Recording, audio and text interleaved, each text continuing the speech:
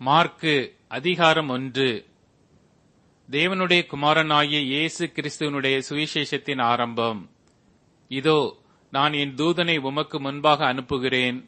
அவன் உமக்கு முன்னே போய் உமக்கு வழியை ஆயத்தம் பண்ணுவான் என்றும், கர்த்தருக்கு வழியை ஆயத்தப்படுத்துங்கள், அவருக்கு பாதைகளை செவ்வை பண்ணுங்கள் என்று வனாந்திரத்திலே கூப்பிடுகிறவனுடைய சத்தம் உண்டாகும் என்றும் தீர்க்க தரிசன ஆகமங்களில் எழுதியிருக்கிற பிரகாரமாய் யோவான் வனாந்திரத்தில் ஞானஸ்நானம் கொடுத்து பாவ மன்னிப்புக்கென்று மனம் திரும்புதலுக்கு ஏற்ற ஞானஸ்நானத்தை குறித்து பிரசங்கம் பண்ணிக் கொண்டிருந்தான். அப்பொழுது யூதேயா தேசத்தார் அனைவரும் எருசலேம் நகரத்தார் யாவரும் அவனிடத்திற்கு போய் தங்கள் பாவங்களை அறிக்கையிட்டு யோர்தான் நதியில் அவனால் ஞானஸ்நானம் பெற்றார்கள்.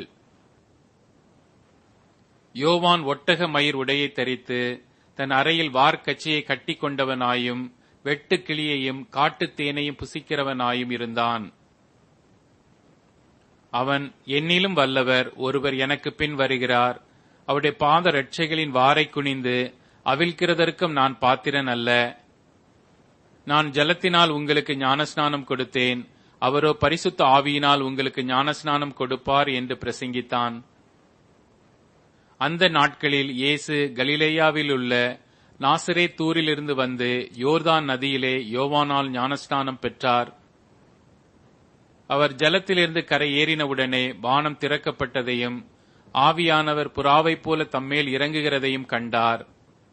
அன்றியும், நீர் என்னுடைய நேசகுமாரன், உம்மில் பிரியமாயிருக்கிறேன் என்று வானத்திலிருந்து ஒரு சத்தம் உண்டாயிற்று.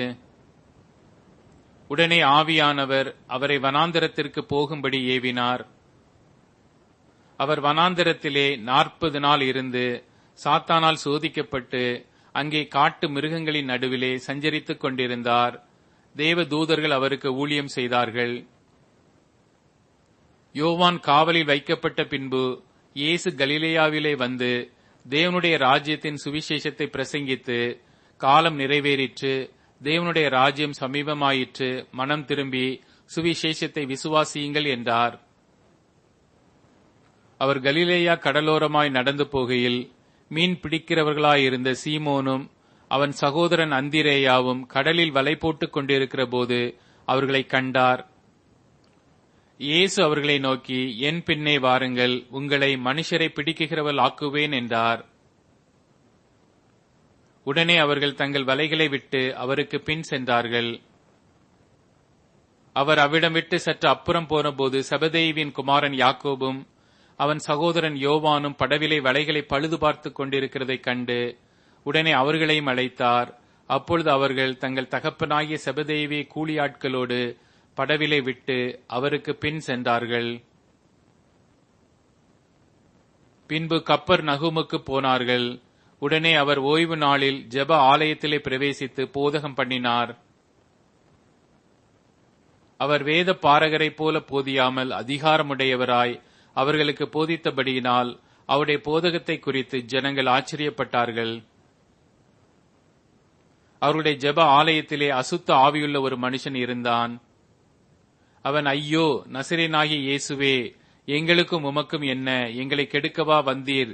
உம்மை இன்னார் என்று அறிவேன், நீ தேவனுடைய பரிசுத்தர் என்று சத்தமிட்டான். அதற்கு இயேசு, நீ பேசாமல் இவனை விட்டு புறப்பட்டு போ என்று அதை அதட்டினார்.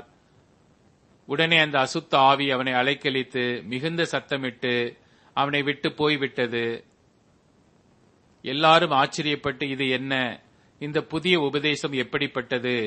இவர் அதிகாரத்தோட அசுத்த ஆவிகளுக்கும் கட்டளையிடுகிறார், அவைகள் இவருக்கு கீழ்ப்படுகிறதே என்று தங்களுக்குள்ளே ஒருவரோடொருவர் சொல்லிக் கொண்டார்கள்.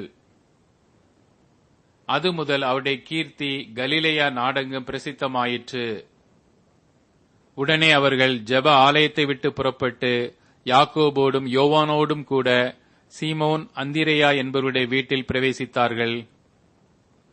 அங்கே சீமோனுடைய மாமி ஜுரமாய் கிடந்தாள். உடனே அவர்கள் அவளை குறித்து அவருக்கு சொன்னார்கள். அவர் கிட்ட போய் அவள் கையை பிடித்து அவளை தூக்கி விட்டார். உடனே ஜுரம் அவளை விட்டு நீங்கிற்று. அப்பொழுது அவள் அவர்களுக்கு பணிவிடை செய்தாள். சாயங்காலமாகி சூரியன் அஸ்தமித்த போது சகல பிணியாளிகளையும் பிசாசு பிடித்தவர்களையும் அவரிடத்தில் கொண்டு வந்தார்கள். பட்டணத்தார் எல்லாரும் வீட்டு வாசலுக்கு முன்பாக கூடி வந்தார்கள். பலவிதமான வியாதிகளால் உபத்திரவப்பட்டிருந்த அநேகரை அவர் சொஸ்தமாக்கி அநேகம் பிசாசுகளையும் துரத்திவிட்டார். அந்த பிசாசுகள் தம்மை அறிந்திருந்தபடியால் அவைகள் பேசுகிறதற்கு அவர் இடம் கொடுக்கவில்லை. அவர் அதிகாலையிலே இருட்டோடு எழுந்து புறப்பட்டு வனாந்தரமான ஓரிடத்திற்கு போய் அங்கே ஜெபம் பண்ணினார். சீமோனும் அவனோட இருந்தவர்களும் அவரை பின்தொடர்ந்து போய் அவரை கண்டபோது, உம்மை எல்லாரும் தேடுகிறார்கள் என்று சொன்னார்கள். அவர்களை அவர் நோக்கி, அடுத்த ஊர்களிலும் நான் பிரசங்கம் பண்ண வேண்டுமாதலால் அவ்விடங்களுக்கு போவோம் வாருங்கள், இதற்காகவே புறப்பட்டு வந்தேன் என்று சொல்லி கலிலேயா நாடெங்கும் அவருடைய ஜெப ஆலயங்களில் அவர் பிரசங்கம் பண்ணிக்கொண்டும் பிசாசுகளை துரத்திக் கொண்டும் இருந்தார். அப்பொழுது குஷ்டரோகி ஒருவன் அவரிடத்தில் வந்து அவர் முன்பாக முழங்கால் படியிட்டு, உமக்கு சித்தமானால் என்னை சுத்தமாக்க உம்மால் ஆகும் என்று வேண்டிக் கொண்டான். இயேசு மனதுருகி கையை நீட்டி அவனை தொட்டு, எனக்கு சித்தம் உண்டு, சுத்தமாகு என்றார். இப்படி அவர் சொன்னவுடனே குஷ்டரோகம் அவனை விட்டு நீங்கிற்று. அவன் சுத்தமானான். அப்பொழுது அவர் அவனை நோக்கி, நீ இதை ஒருவருக்கும் சொல்லாதபடிக்கு எச்சரிக்கையாயிரு. ஆயினும் நீ போய் ஆசாரியனுக்கு உன்னை காண்பித்து, நீ சுத்தமானது நிமித்தம் மோசே கட்டளையிட்டிருக்கிறவைகளை அவர்களுக்கு சாட்சியாக செலுத்து என்று கண்டிப்பாய் சொல்லி உடனே அவனை அனுப்பிவிட்டார். அவனோ புறப்பட்டு போய் இந்த சங்கதி எங்கும் விளங்கும்படியாக பிரசித்தம் பண்ணத் தொடங்கினான். அதனால் அவர் வெளியரங்கமாய் பட்டணத்தில் எங்கும் பிரவேசிக்க கூடாமல் வெளியே வனாந்தரமான இடங்களில் தங்கியிருந்தார். எத்திசையிலும் இருந்து ஜனங்கள் அவரிடத்திற்கு வந்தார்கள்.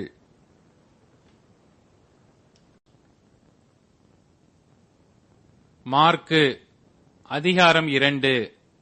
சில நாட்களுக்கு பின்பு அவர் மறுபடியும் கப்பர்நகூமுக்கு போனார். அவர் வீட்டில் இருக்கிறார் என்று ஜனங்கள் கேள்விப்பட்டு உடனே வாசலுக்கு முன்னும் நிற்க இடம் போதாதபடிக்கு அநேகர் கூடி வந்தார்கள். அவர்களுக்கு வசனத்தை போதித்தார். அப்பொழுது 4 பேர் ஒரு திமிர்வாதக்காரனை சுமந்து கொண்டு அவரிடத்தில் வந்தார்கள். ஜனக்கூட்டத்தின் நிமித்தம் அவருக்கு சமீபமாய் சேரக்கூடாமல் அவர் இருந்த வீட்டின் மேற்கூரையை பிரித்து திறப்பாக்கி திமிர்வாதக்காரன் கிடக்கிற படுக்கையை இறக்கினார்கள். இயேசு அவர்கள் விசுவாசத்தைக் கண்டு திமிர்வாதக்காரனை நோக்கி, மகனே, உன் பாவங்கள் உனக்கு மன்னிக்கப்பட்டது என்றார். அங்கே உட்கார்ந்திருந்த வேத பாரகரில் சிலர், இவன் இப்படி தேவ தூஷணம் சொல்லுகிறதென்ன? தேவன் ஒருவரே அன்றி பாவங்களை மன்னிக்கத்தக்கவர் யார் என்று தங்கள் இருதயங்களில் சிந்தித்துக் கொண்டிருந்தார்கள். அவர்கள் தங்களுக்குள்ளே இப்படி சிந்திக்கிறார்கள் என்று இயேசு உடனே தம்முடைய ஆவியில் அறிந்து அவர்களை நோக்கி, நீங்கள் உங்கள் இருதயங்களில் இப்படி சிந்திக்கிறதென்ன? உன் பாவங்கள் உனக்கு மன்னிக்கப்பட்டதென்று சொல்வதோ, எழுந்து உன் படுக்கையை எடுத்துக்கொண்டு நடவென்று சொல்வதோ எது எளிது? பூமியிலே பாவங்களை மன்னிக்க மனுஷகுமாரனுக்கு அதிகாரம் உண்டென்பதை நீங்கள் அறிய வேண்டும் என்று சொல்லி திமிர்வாதக்காரனை நோக்கி, நீ எழுந்து உன் படுக்கையை எடுத்துக்கொண்டு உன் வீட்டுக்கு போ என்று உனக்கு சொல்லுகிறேன் என்றார். உடனே அவன் எழுந்து தன் படுக்கையை எடுத்துக்கொண்டு எல்லாருக்கு முன்பாக போனான். அப்பொழுது எல்லாரும் ஆச்சரியப்பட்டு, நாம் ஒரு காலம் இப்படி கண்டதில்லை என்று சொல்லி தேவனை மகிமைப்படுத்தினார்கள். அவர் மறுபடியும் புறப்பட்டு கடல் அருகே போனார். அப்பொழுது ஜனங்கள் எல்லாரும் அவரிடத்தில் வந்தார்கள். அவர்களுக்கு போதகம் பண்ணினார். அவர் நடந்து போகையில் அல்பேயுவின் குமாரனாகிய லேவி ஆயத்துறையில் உட்கார்ந்திருக்கிறதைக் கண்டு, எனக்கு பின் சென்று வா என்றார். அவன் எழுந்து அவருக்கு பின் சென்றான். அப்பொழுது அவனுடைய வீட்டிலே அவர் போஜன பந்தி இருக்கையில் அநேக ஆயக்காரரும் பாவிகளும் அவரோடு கூட வந்திருந்தபடியால் அவர்களும் இயேசுவோடும் அவர் சீஷரோடும் கூட பந்தி இருந்தார்கள். அவர் ஆயக்காரரோடும் பாவிகளோடும் போஜனம் பண்ணுகிறதை வேத பாரகரும் பரிசேயரும் கண்டு அவருடைய சீஷரை நோக்கி, அவர் ஆயக்காரரோடும் பாவிகளோடும் போஜன பானம் பண்ணுகிறது என்னவென்று கேட்டார்கள். இயேசு அதை கேட்டு, பிணியாளிகளுக்கு வைத்தியன் வேண்டியதே அல்லாமல் சுகமுள்ளவர்களுக்கு வேண்டியதில்லை, நீதிமான்களை அல்ல பாவிகளையே மனம் திரும்புகிறதற்கு அழைக்க வந்தேன் என்றார். யோவானுடைய சீஷரும் பரிசேயருடைய சீஷரும் உபவாசம் பண்ணி வந்தார்கள். அவர்கள் அவரிடத்தில் வந்து, யோவானுடைய சீஷரும் பரிசேயருடைய சீஷரும் உபவாசிக்கிறார்களே, உம்முடைய சீஷர் உபவாசியாமல் இருப்பதென்னவென்று கேட்டார்கள்.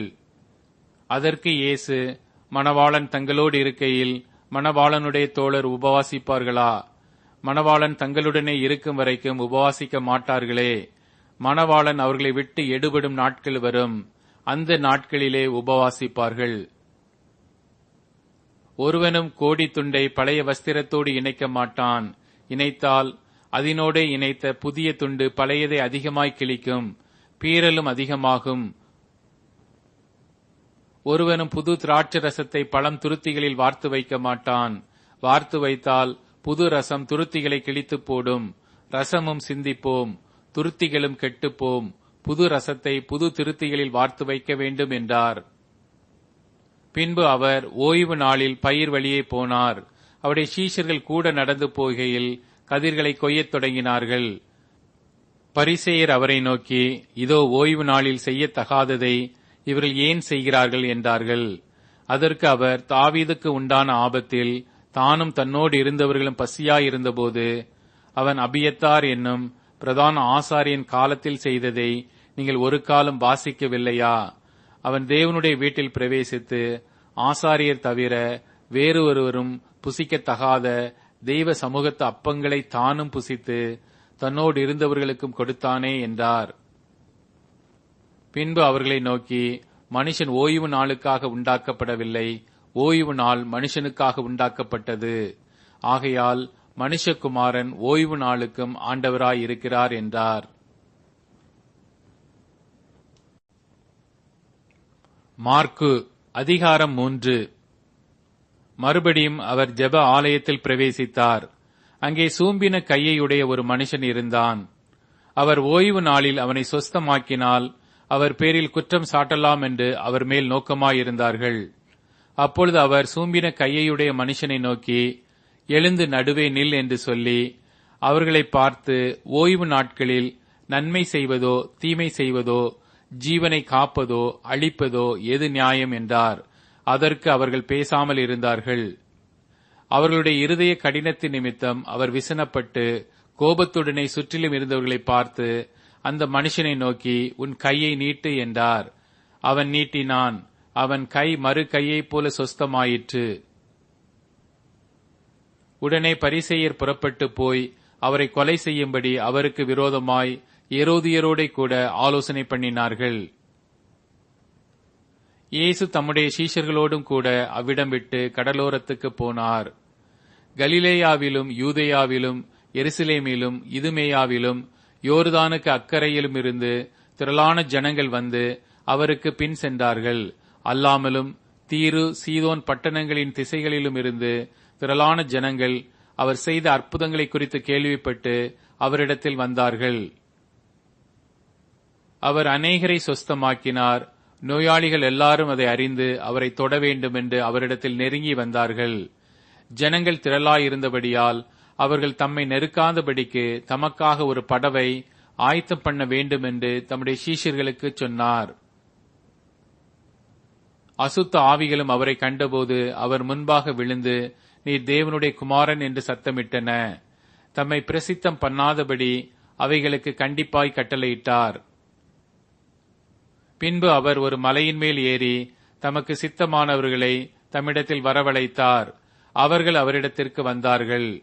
அப்பொழுது அவர் 12 பேரை தெரிந்து கொண்டு அவர்கள் தம்மோடு கூட இருக்கவும் பிரசங்கம் பண்ணும்படியாக தாம் அவர்களை அனுப்பவும் வியாதிகளை குணமாக்கி பிசாசுகளை துரத்தும்படி அவர்கள் அதிகாரமுடையவர்களாயிருக்கவும் அவர்களை ஏற்படுத்தினார். அவர்கள் யாரெனில், சீமோன், இவனுக்கு பேதுரு என்கிற பெயரிட்டார். செபதேயுவின் குமாரனாகிய யாக்கோபு, யாக்கோபின் சகோதரனாகிய யோவான், இவ்விருவருக்கும் இடிமுழக்க மக்கள் என்று அர்த்தங்கொள்ளும் பவனர்கேஸ் என்கிற பெயரிட்டார். அந்திரேயா, பிலிப்பு, பர்த்தொலோமேயு, மத்தேயு, தோமா, அல்பேவின் குமாரன் யாக்கோபு, ததேயு, கானானியனாகிய சீமோன், அவரை காட்டிக் கொடுத்த யூதாஸ் காரியோத்து என்பவர்களே. பின்பு வீட்டுக்கு போனார்கள். அங்கே அவர்கள் சாப்பிடுவதற்கும் சமயமில்லாதபடிக்கு அநேக ஜனங்கள் மறுபடியும் கூடி வந்தார்கள். அவருடைய இனத்தார் இதை கேட்டபொழுது அவர் மதி மயங்கி இருக்கிறார் என்று சொல்லி அவரை பிடித்துக் கொள்ளும்படி வந்தார்கள். எருசலேமில் இருந்து வந்த வேத பாரகர், இவன் பெயல்செபூலை கொண்டிருக்கிறான், பிசாசுகளின் தலைவனாலே பிசாசுகளை துரத்துகிறான் என்றார்கள். அவர்களை அவர் அழைத்து உவமைகளாய் அவர்களுக்கு சொன்னதாவது, சாத்தானை சாத்தான் துரத்துவது எப்படி? ஒரு ராஜ்யம் தனக்குத்தானே விரோதமாக பிரிந்திருந்தால் அந்த ராஜ்யம் நிலைநிற்க மாட்டாதே. ஒரு வீடு தனக்குத்தானே விரோதமாக பிரிந்திருந்தால் அந்த வீடு நிலைநிற்க மாட்டாதே. சாத்தான் தனக்குத்தானே விரோதமாக எழும்பி பிரிந்திருந்தால் அவன் நிலைநிற்க மாட்டாமல் அழிந்து போவானே. பலவானை முந்தி கட்டினால் ஒழிய ஒருவனும் பலவானுடைய வீட்டுக்குள் புகுந்து அவன் உடைமைகளை கொள்ளையிடக்கூடாது. கட்டினானே ஆகில் அவன் வீட்டை கொள்ளையிடுவான். மெய்யாகவே நான் உங்களுக்கு சொல்லுகிறேன், மனுஷர்கள் செய்யும் எல்லா பாவங்களும் அவர்கள் தூஷிக்கும் எந்த தூஷணங்களும் அவர்களுக்கு மன்னிக்கப்படும். ஒருவன் பரிசுத்த ஆவிக்கு விரோதமாக தூஷணம் சொல்வானாகில் அவன் என்றென்றைக்கும் மன்னிப்படையாமல் நித்திய ஆக்கினைக்குள்ளாயிருப்பான் என்றார். அசுத்த ஆவியை கொண்டிருக்கிறார் என்று அவர்கள் சொன்னபடியினாலே அவர் இப்படி சொன்னார். அப்பொழுது அவருடைய சகோதரரும் தாயாரும் வந்து வெளியே நின்று அவரை அழைக்கும்படி அவரிடத்தில் ஆள் அனுப்பினார்கள். அவரை சுற்றிலும் உட்கார்ந்திருந்த ஜனங்கள் அவரை நோக்கி, இதோ உம்முடைய தாயாரும் உம்முடைய சகோதரரும் வெளியே நின்று உம்மை தேடுகிறார்கள் என்றார்கள். அவர்களுக்கு அவர் பிரதியுத்தரமாக, என் தாயார் யார், என் சகோதரர் யார் என்று சொல்லி தம்மை சூழ உட்கார்ந்திருக்களை சுற்றி பார்த்து, இதோ என் தாயும் என் சகோதரரும் இவர்களே.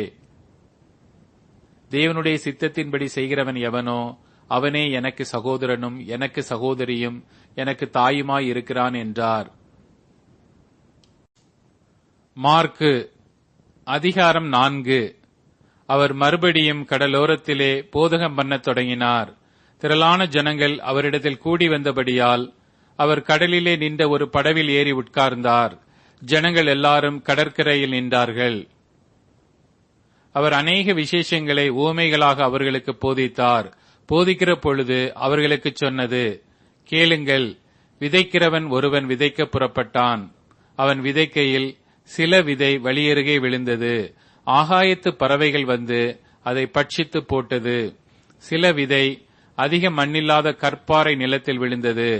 அதற்கு ஆழமான மண் இல்லாததினாலே சீக்கிரத்தில் முளைத்தது. வெயில் ஏறின போதோ தீந்து போய் வேறு இல்லாமையால் உலர்ந்து போயிற்று. சில விதை முள்ளுள்ள இடங்களில் விழுந்தது. முள் வளர்ந்து அது பலன் கொடாதபடி அதை நெருக்கி போட்டது. சில விதை நல்ல நிலத்தில் விழுந்து ஓங்கி வளருகிற பயிராகி 1 30, 1 60, 1 100 பலன் தந்தது. கேட்கிறதற்கு காதுள்ளவன் கேட்க கடவன் என்று அவர்களுக்கு சொன்னார். அவர் தனித்திருக்கிற போது 12 கூட அவரை சூழ்ந்திருந்தவர்கள் இந்த உவமையை குறித்து அவரிடத்தில் கேட்டார்கள். அதற்கு அவர், தேவனுடைய ராஜ்யத்தின் ரகசியத்தை அறியும்படி உங்களுக்கு அருளப்பட்டது. புறம்பே இருக்கிறவர்களுக்கோ இவைகளெல்லாம் உவமைகளாக சொல்லப்படுகிறது. அவர்கள் குணப்படாத படிக்கும், பாவங்கள் அவர்களுக்கு மன்னிக்கப்படாத படிக்கும், அவர்கள் கண்டும் காணாதவர்களாகவும் கேட்டும் உணராதவர்களாகவும் இருக்கும்படி இப்படி சொல்லப்படுகிறது என்றார். பின்பு அவர் அவர்களை நோக்கி, இந்த உவமையை நீங்கள் அறியவில்லையா? அறியாவிட்டால் மற்ற உவமைகளை எல்லாம் எப்படி அறிவீர்கள்? விதைக்கிறவன் வசனத்தை விதைக்கிறான். வசனத்தை கேட்டவுடனே சாத்தான் வந்து அவர்கள் இருதயங்களில் விதைக்கப்பட்ட வசனத்தை எடுத்து போடுகிறான். இவர்களே வசனம் விதைக்கப்படுகிற வழியருகானவர்கள். அப்படியே வசனத்தை கேட்டவுடனே அதை சந்தோஷத்தோடு ஏற்றுக்கொண்டும் தங்களுக்குள்ளே வேர் கொள்ளாதபடியால் கொஞ்ச காலம் மாத்திரம் நிலைத்திருக்கிறார்கள். வசனத்தின் நிமித்தம் உபத்திரவமும் துன்பமும் உண்டானவுடனே இடறல் அடைகிறார்கள். இவர்களோ கற்பாறை நிலத்தில் விதைக்கப்பட்டவர்கள். வசனத்தை கேட்டும் உலக கவலையும் ஐஸ்வர்யத்தின் மயக்கமும் மற்றவைகளை பற்றி உண்டாகிற இச்சைகளும் உட்பிரவேசித்து வசனத்தை நெருக்கி போட அதனால் பலனற்று போகிறார்கள். இவர்களே முள்ளுள்ள இடங்களில் விதைக்கப்பட்டவர்கள். வசனத்தை கேட்டு ஏற்றுக்கொண்டு 1 30, 1 60, 1 100 பலன் கொடுக்கிறார்கள். இவர்களே நல்ல நிலத்தில் விதைக்கப்பட்டவர்கள் என்றார். பின்னும் அவர் அவர்களை நோக்கி, விளக்கை தண்டின் மேல் வைக்கிறதற்கே அன்றி மரக்காலின் கீழாகிலும் கட்டிலின் கீழாகிலும் வைக்கிறதற்கு கொண்டு வருவார்களா? வெளியரங்கமாத அந்தரங்கமும் இல்லை, வெளிக்கு வராத மறைபொருளும் இல்லை. கேட்கிறதற்கு ஒருவன் காதுள்ளவனாயிருந்தால் கேட்க கடவன் என்றார். பின்னும் அவர் அவர்களை நோக்கி, நீங்கள் கேட்கிறதை கவனியுங்கள். எந்த அளவினால் அளக்கிறீர்களோ அந்த அளவினால் உங்களுக்கும் அளக்கப்படும். கேட்கிற உங்களுக்கு அதிகம் கொடுக்கப்படும். உள்ளவன் எவனோ அவனுக்கு கொடுக்கப்படும், இல்லாதவன் எவனோ அவனிடத்தில் உள்ளதும் எடுத்துக் கொள்ளப்படும் என்றார். பின்னும் அவர் அவர்களை நோக்கி, தேவனுடைய ராஜ்யமானது ஒரு மனுஷன் நிலத்தில் விதையை விதைத்து இரவில் தூங்கி பகலில் விழித்திருக்க அவனுக்கு தெரியாத விதமாய் விதை முளைத்து பயிராகிறதற்கு ஒப்பாயிருக்கிறது. எப்படி என்றால், நிலமானது முன்பு முளையையும் பின்பு கதிரையும் கதிரிலே நிறைந்த தானியத்தையும் பலனாக தானாய் கொடுக்கும். பயிர் விளைந்த அறுப்பு காலம் வந்தவுடனே அறுக்கிறதற்கு ஆட்களை அனுப்புகிறான் என்றார். பின்னும் அவர் அவர்களை நோக்கி, தேவனுடைய ராஜ்யத்தை எதற்கு ஒப்பிடுவோம்? அல்லது எந்த உவமையினாலே அதை திருஷ்டாந்தப்படுத்துவோம்? அது ஒரு கடுகு விதைக்கு ஒப்பாயிருக்கிறது. அது பூமியில் விதைக்கப்படும் போது பூமியில் உள்ள சகல விதைகளிலும் சிறிதாயிருக்கிறது. விதைக்கப்பட்ட பின்போ அது வளர்ந்து சகல பூண்டுகளிலும் பெரிதாகி ஆகாயத்து பறவைகள் அதனுடைய நிழலின் கீழ் வந்தடையத்தக்க பெரிய கிளைகளை விடும் என்றார். அவர்கள் கேட்டறியும் திராணிக்கு தக்கதாக அவர் இப்படிப்பட்ட அநேக உவமைகளினாலே அவர்களுக்கு வசனத்தை சொன்னார். உவமைகளினாலே அன்றி அவர்களுக்கு ஒன்றும் சொல்லவில்லை. அவர் தம்முடைய சீஷரோடு கூட தனித்திருக்கும் போது அவர்களுக்கு எல்லாவற்றையும் விவரித்து சொன்னார். அன்று சாயங்காலத்தில் அவர் அவர்களை நோக்கி, அக்கரைக்கு போவோம் வாருங்கள் என்றார். அவர் ஜனங்களை அனுப்பிவிட்டு அவர் படவில் இருந்தபடியே அவரை கொண்டு போனார்கள். வேறே படவுகளும் அவரோட கூட இருந்தது. அப்பொழுது பலத்த சுழல் காற்று உண்டாகி படவு நிரம்பத்தக்க அலைகள் அதன் மேல் மோதிற்று. கப்பலின் பின்னியத்தில் அவர் தலையணை வைத்து நித்திரையாயிருந்தார். அவர்கள் அவரை எழுப்பி, போதகரே, நாங்கள் மடிந்து போகிறது உமக்கு கவலை இல்லையா என்றார்கள். அவர் எழுந்து காற்றை அதட்டி கடலை பார்த்து, இறையாதே, அமைதலாயிரு என்றார். அப்பொழுது காற்று நின்று போய் மிகுந்த அமைதல் உண்டாயிற்று. அவர் அவர்களை நோக்கி, ஏன் இப்படி பயப்படுகிறீர்கள்?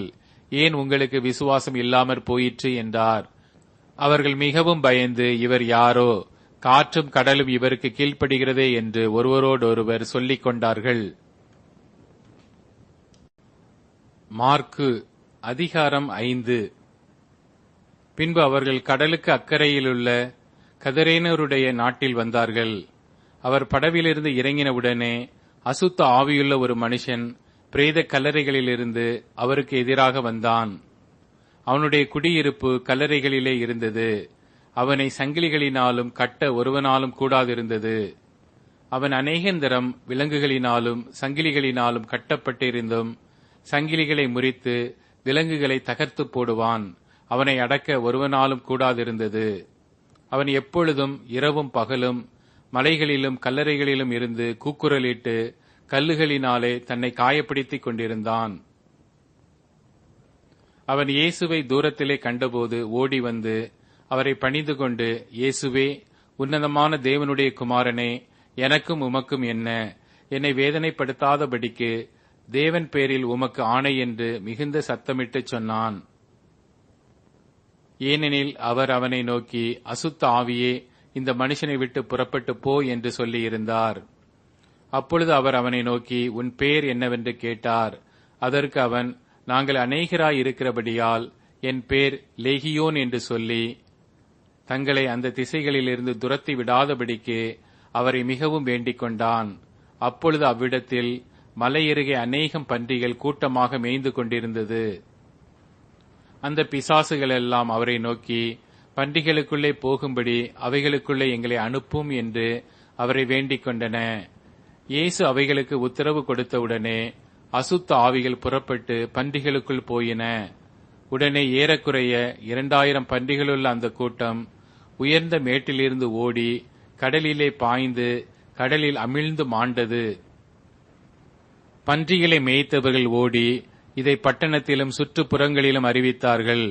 அப்பொழுது சம்பவித்ததை பார்க்கும்படி ஜனங்கள் புறப்பட்டு இயேசுவினிடத்தில் வந்து, லேகியோனாகிய பிசாசுகள் பிடித்தவன் வஸ்திரம் தரித்து உட்கார்ந்து புத்தி தெளிந்திருக்கிறதைக் கண்டு பயந்தார்கள்.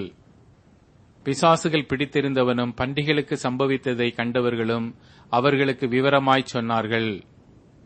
அப்பொழுது தங்கள் எல்லைகளை விட்டு போகும்படி அவரை வேண்டிக் கொள்ளத் தொடங்கினார்கள்.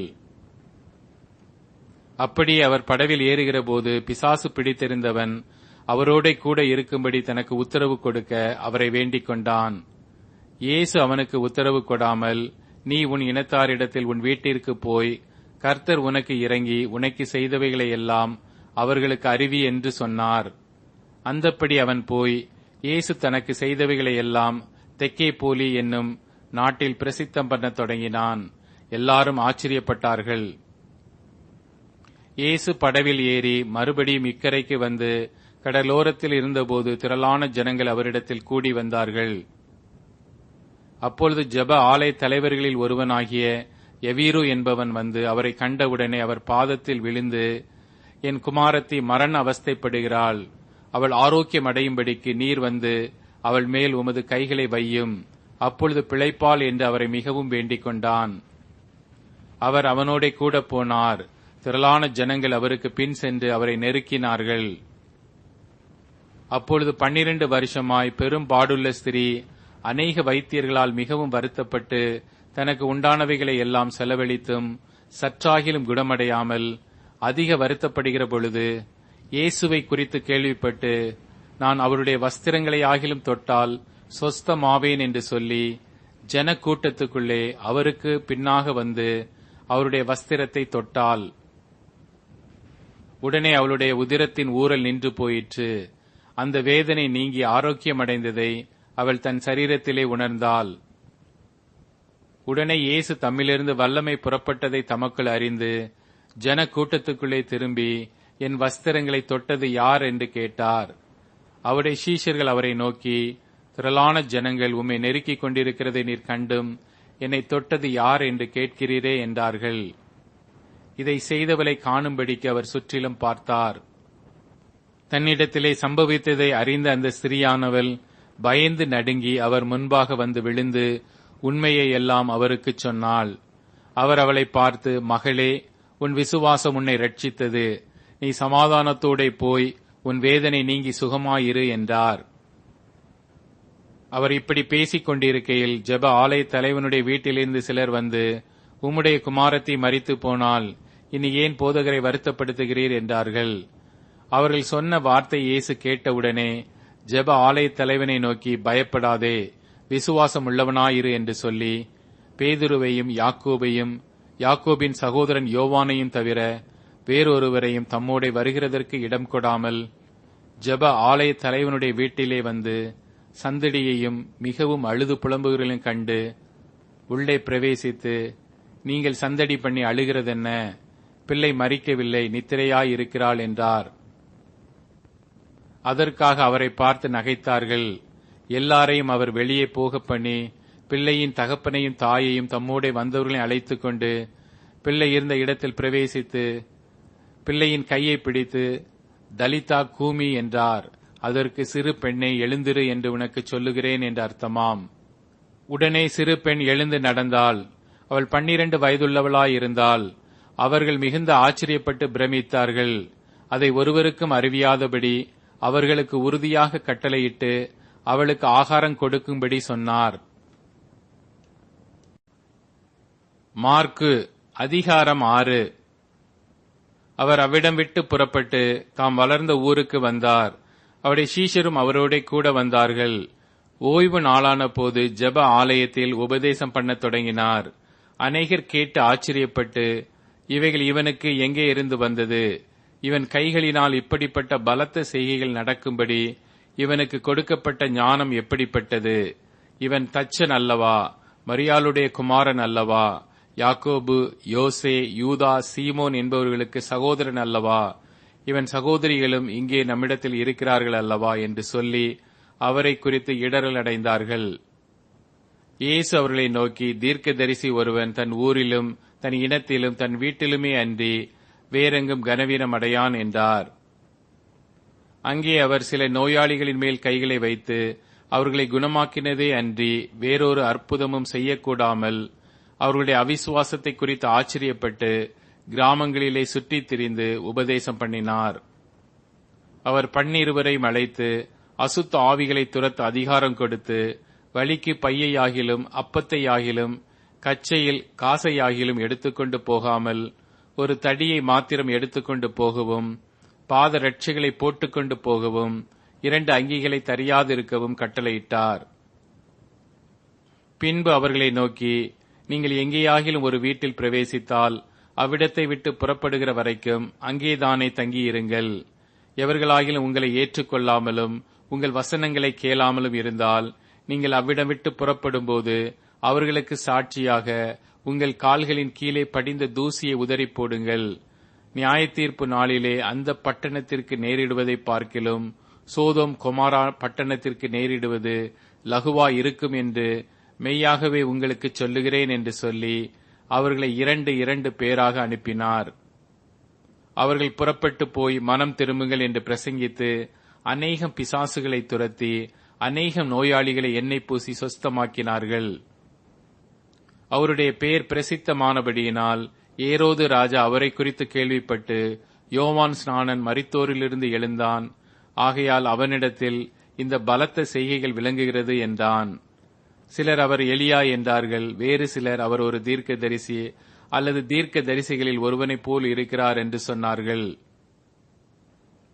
ஏரோது அதை கேட்டபொழுது, அவன் நான் சிரச்சேதம் பண்ணின யோவான் தான், அவன் மரித்தோரிலிருந்து எழுந்தான் என்றான். ஏரோது தன் சகோதரனாகிய பிலிப்புவின் மனைவி ஏரோதியாளை தனக்கு மனைவியாக்கிக் கொண்டபோது யோவான் ஏரோதை நோக்கி, நீர் உம்முடைய சகோதரன் மனைவியை வைத்துக் கொள்வது நியாயமல்லவென்று சொன்னது நிமித்தம் ஏரோது சேவகரை அனுப்பி யோவானை பிடித்து கட்டி காவலில் வைத்திருந்தான். ஏரோதியாலும் அவனுக்கு சதி நினைத்து அவனை கொன்று போட மனதாயிருந்தாள். ஆகிலும் அவளால் கூடாமற் போயிற்று.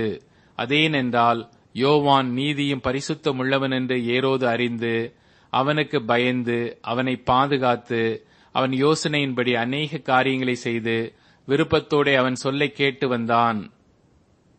பின்பு சமயம் வாய்த்தது. எப்படி என்றால், ஏரோது தன் ஜென்ம நாளிலே தன்னுடைய பிரபுக்களுக்கும் சேனாதிபதிகளுக்கும் கலிலேயா நாட்டின் பிரதான மனுஷருக்கும் ஒரு விருந்தை பண்ணின போது ஏரோதியாளின் குமாரத்தி சபை நடுவே வந்து நடனம் பண்ணி ஏரோதுவையும் அவனோட கூட பந்தி இருந்தவர்களையும் சந்தோஷப்படுத்தினாள். அப்பொழுது ராஜா சிறு பெண்ணை நோக்கி, உனக்கு வேண்டியதை என்னிடத்தில் கேள், அதை உனக்கு தருவேன் என்று சொன்னதுமல்லாமல், நீ என்னிடத்தில் எதை கேட்டாலும் அது என் ராஜ்யத்தில் பாதியானாலும் அதை உனக்கு தருவேன் என்று அவளுக்கு ஆணையும் இட்டான். அப்பொழுது அவள் வெளியே போய், நான் என்ன கேட்க வேண்டும் என்று தாயினிடத்தில் கேட்டாள். அதற்கு அவள், யோவான் ஸ்நானனுடைய தலையை கேள் என்றாள்.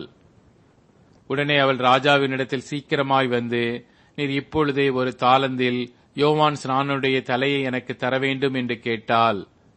அப்பொழுது ராஜா மிகுந்த துக்கமடைந்தான். ஆகிலும் ஆணையின் நிமித்தமும் கூட பந்தி இருந்தவர்களின் நிமித்தமும் அவளுக்கு அதை மறுக்க மனதில்லாமல் உடனே அவனுடைய தலையை கொண்டு வரும்படி சேவகனுக்கு கட்டளையிட்டு அனுப்பினான். அந்தப்படி அவன் போய் காவற்கூடத்திலே அவனை சிறைச்சேதம் பண்ணி அவன் தலையை ஒரு தாளத்திலே கொண்டு வந்து அதை அந்த சிறு பெண்ணுக்கு கொடுத்தான். அந்த சிறு பெண் அதை தன் தாயினிடத்தில் கொடுத்தாள். அவனுடைய சீஷர்கள் அதை கேள்விப்பட்டு வந்து அவன் உடலை எடுத்து ஒரு கல்லறையில் வைத்தார்கள். அப்பொழுது அப்போஸ்தலர் இயேசுவினிடத்தில் கூடி வந்து தாங்கள் செய்தவைகள் உபதேசித்தவைகள் யாவையும் அவருக்கு அறிவித்தார்கள். அவர் அவர்களை நோக்கி, வனாந்தரமான ஓரிடத்தில் தனித்து சற்றே இளைப்பாறும்படி போவோம் வாருங்கள் என்றார். ஏனெனில் வருகிறவர்களும் போகிறவர்களும் அநேகராயிருந்தபடினால் போஜனம் பண்ணுகிறதற்கும் அவர்களுக்கு சமயமில்லாதிருந்தது. அப்படி அவர்கள் தனிமையாய் ஒரு படவில் ஏறி வனாந்தரமான ஒரு இடத்திற்கு போனார்கள். அவர்கள் புறப்பட்டு போகிறதை ஜனங்கள் கண்டார்கள். அவரை அறிந்த அநேகர் சகல பட்டணங்களிலும் இருந்து கால்நடையாய் அவ்விடத்திற்கு ஓடி அவர்களுக்கு முன்னே அங்கே சேர்ந்து அவரிடத்தில் கூடி வந்தார்கள். இயேசு கரையில் வந்து அநேக ஜனங்களைக் கண்டு அவர்கள் மேய்ப்பன் இல்லாத ஆடுகளைப் போல் இருந்தபடியால் அவர்கள் மேல் மனதுருகி அநேக காரியங்களை அவர்களுக்கு உபதேசிக்கத் தொடங்கினார். வெகு நேரம் சென்ற பின்பு அவருடைய சீஷர்கள் அவரிடத்தில் வந்து, இது வனாந்தரமான இடம், வெகு நேரமாயிற்று, புசிக்கிறதற்கும் இவரிடத்தில் ஒன்றுமில்லை. ஆகையால் இவர்கள் சுற்றி இருக்கிற கிராமங்களுக்கும் ஊர்களுக்கும் போய் தங்களுக்காக அப்பங்களை வாங்கிக் கொள்ளும்படி இவர்களை அனுப்பிவிட வேண்டும் என்றார்கள். அவர் அவர்களை நோக்கி, நீங்களே அவர்களுக்கு போஜனம் கொடுங்கள் என்றார். அதற்கு அவர்கள், நாங்கள் போய் 200 பணத்துக்கு அப்பங்களை வாங்கி இவர்களுக்கு புசிக்கும்படி கொடுக்க கூடுமோ என்றார்கள். அதற்கு அவர், உங்களிடத்தில் எத்தனை அப்பங்கள் உண்டு, போய் பாருங்கள் என்றார். அவர்கள் பார்த்து வந்து, 5 அப்பங்களும் 2 மீன்களும் உண்டு என்றார்கள். அப்பொழுது எல்லாரையும் பசும் புல்லின் மேல் பந்தி பந்தியாக உட்கார வைக்கும்படி அவர்களுக்கு கட்டளையிட்டார். அப்படியே வரிசை வரிசையாய் 100 பேராகவும் 50 பேராகவும் உட்கார்ந்தார்கள். அவர் அந்த 5 அப்பங்களையும் அந்த 2 மீன்களையும் எடுத்து வானத்தை அண்ணாந்து பார்த்து ஆசீர்வதித்து அப்பங்களை பிட்டு அவர்களுக்கு பரிமாறும்படி தம்முடைய சீஷர்களிடத்தில் கொடுத்தார். அப்படியே 2 மீன்களையும் எல்லாருக்கும் பங்கிட்டார். எல்லாரும் சாப்பிட்டு திருப்தி அடைந்தார்கள். மேலும் அப்பங்களிலும் மீன்களிலும் மீதியான துணிக்கைகளை 12 கூடை நிறைய எடுத்தார்கள். அப்பம் சாப்பிட்ட புருஷர் ஏறக்குறைய 5000 பேராயிருந்தார்கள். அவர் ஜனங்களை அனுப்பி விடுகையில் தம்முடைய சீஷர்கள் படவில் ஏறி அக்கரையில் பெத்சாயிதாவுக்கு எதிராக தமக்கு முன்னே போகும்படி அவர்களை துரிதப்படுத்தினார். அவர் ஜனங்களை அனுப்பிவிட்ட பின்பு ஜெபம் பண்ணும்படி ஒரு மலையின் மேல் ஏறினார். சாயங்காலம் ஆனபோது படவு நடுக்கடலில் இருந்தது. அவரோ கரையிலே தனிமையாயிருந்தார். அப்பொழுது காற்று அவர்களுக்கு எதிராயிருந்தபடியினால் அவர்கள் தண்டு வலிக்கிறதில் வருத்தப்படுகிறதை அவர் கண்டு ராத்திரியிலே 4ஆம் ஜாமத்தில் கடலின் மேல் நடந்து அவர்களிடத்தில் வந்து அவர்களை கடந்து போகிறவர் போல் காணப்பட்டார். அவர் கடலின் மேல் நடக்கிறதை சீஷர்கள் கண்டு ஆவேசம் என்று எண்ணி சத்தமிட்டு அலறினார்கள். அவர்கள் எல்லாரும் அவரை கண்டு கலக்கமடைந்தார்கள். உடனே அவர் அவர்களோடே பேசி, திடன் கொள்ளுங்கள், நான் தான், பயப்படாதீர்கள் என்று சொல்லி அவர்கள் இருந்த படவில் ஏறினார். அப்பொழுது காற்று அமர்ந்தது. அதனால் அவர்கள் தங்களுக்குள்ளே மிகவும் பிரமித்து ஆச்சரியப்பட்டார்கள். அவருடைய இருதயம் கடினமாயிருந்தபடியினால் அப்பங்களை குறித்து அவர்கள் உணராமற் போனார்கள். அவர்கள் கடலை கடந்து கெனசரேத் என்னும் நாட்டிற்கு வந்து கரை பிடித்தார்கள். அவர்கள் படவிலிருந்து இறங்கின உடனே ஜனங்கள் அவரை அறிந்து அந்த சுற்றுப்புறமெங்கும் ஓடித் திரிந்து பிணியாளிகளை படுக்கைகளில் கிடத்தி அவர் வந்திருக்கிறார் என்று கேள்விப்பட்ட இடங்களிலெல்லாம் சுமந்து கொண்டு வந்தார்கள். அல்லாமலும் அவர் பிரவேசித்த கிராமங்கள், பட்டணங்கள், நாடுகள் எவைகளோ அவைகளின் சந்தை வெளிகளிலே வியாதிக்காரரை வைத்து அவருடைய வஸ்திரத்தின் ஓரத்தையாகிலும் அவர்கள் தொடும்படி உத்தரவாக வேண்டும் என்று அவரை வேண்டிக் கொண்டார்கள். அவரை தொட்ட யாவரும் சொஸ்தமானார்கள். மார்க்கு அதிகாரம் 7. எருசலேமில் இருந்து வந்த பரிசேயரும் வேத பாரகரில் சிலரும் அவரிடத்தில் கூடி வந்தார்கள். அப்பொழுது அவருடைய சீஷரில் சிலர் கழுவாத அசுத்த கைகளினாலே போஜனம் பண்ணுகிறதை அவர்கள் கண்டு குற்றம் பிடித்தார்கள். ஏனெனில் பரிசேயர் முதலிய யூதர் அனைவரும் முன்னோர்களின் பாரம்பரியத்தை கைக்கொண்டு அடிக்கடி கை கழுவினால் ஒழிய சாப்பிட மாட்டார்கள். கடையிலிருந்து வரும்போதும் ஸ்நானம் பண்ணாமல் சாப்பிட மாட்டார்கள். அப்படியே செம்புகளையும் கிண்ணங்களையும் செப்பு குடங்களையும் மனைகளையும் கழுவுகிறதும் அல்லாமல் வேறு அநேக ஆச்சாரங்களையும் கைக்கொண்டு வருவார்கள். அப்பொழுது அந்த பரிசேயரும் வேத பாரகரும் அவரை நோக்கி, உம்முடைய சீஷர்கள் ஏன் முன்னோருடைய பாரம்பரியத்தை மீறி கை கழுவாமல் சாப்பிடுகிறார்கள் என்று கேட்டார்கள்.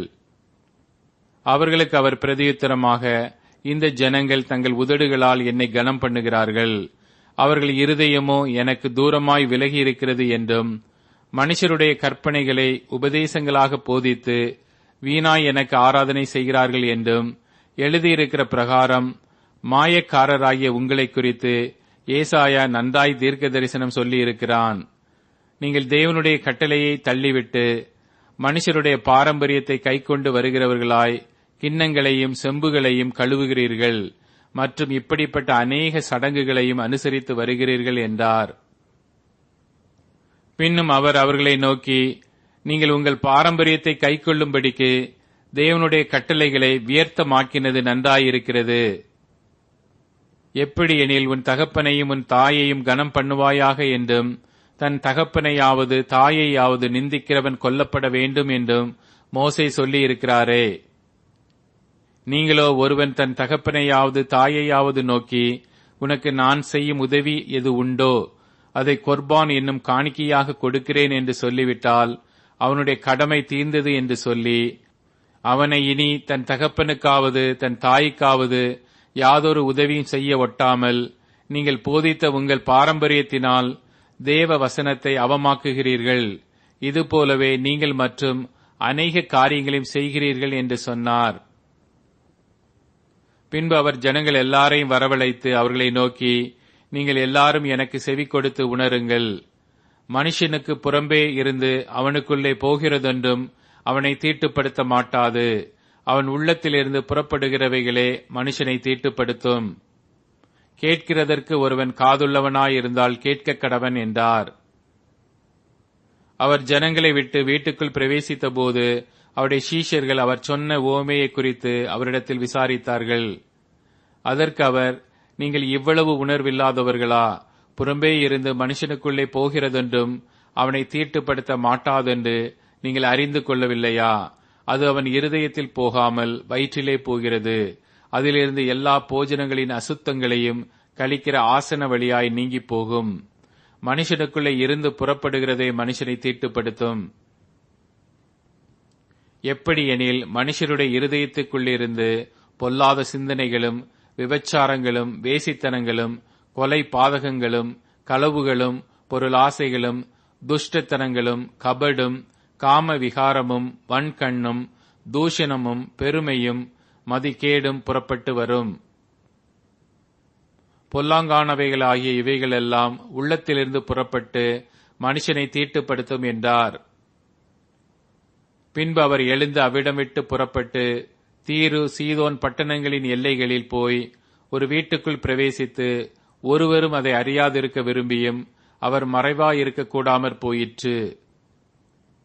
அசுத்த ஆவி பிடித்திருந்த ஒரு சிறு பெண்ணின் தாயாகிய ஒரு ஸ்திரீ அவரை குறித்து கேள்விப்பட்டு வந்து அவர் பாதத்தில் விழுந்தாள்.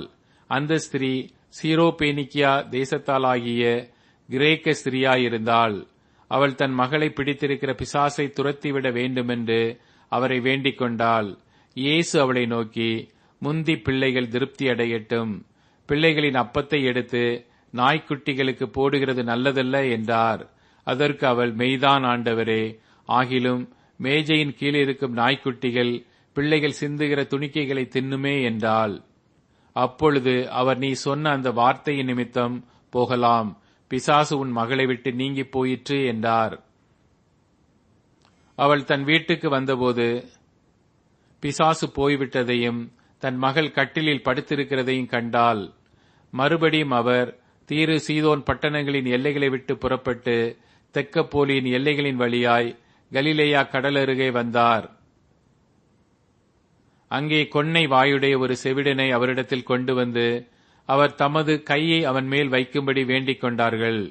அப்பொழுது அவர் அவனை ஜனக்கூட்டத்தை விட்டு தனியே அழைத்துக் கொண்டு போய் தம்முடைய விரல்களை அவன் காதுகளில் வைத்து உமிழ்ந்து அவனுடைய நாவை தொட்டு வானத்தை அண்ணாந்து பார்த்து பெருமூச்சு விட்டு எப்பத்தா என்றார். அதற்கு திறக்கப்படுவாயாக என்று அர்த்தமாம். உடனே அவனுடைய செவிகள் திறக்கப்பட்டு அவனுடைய நாவின் கட்டும் அவிழ்ந்து அவன் செவ்வையாய் பேசினான். அதை ஒருவருக்கும் சொல்ல வேண்டாமென்று அவர்களுக்கு கட்டளையிட்டார்.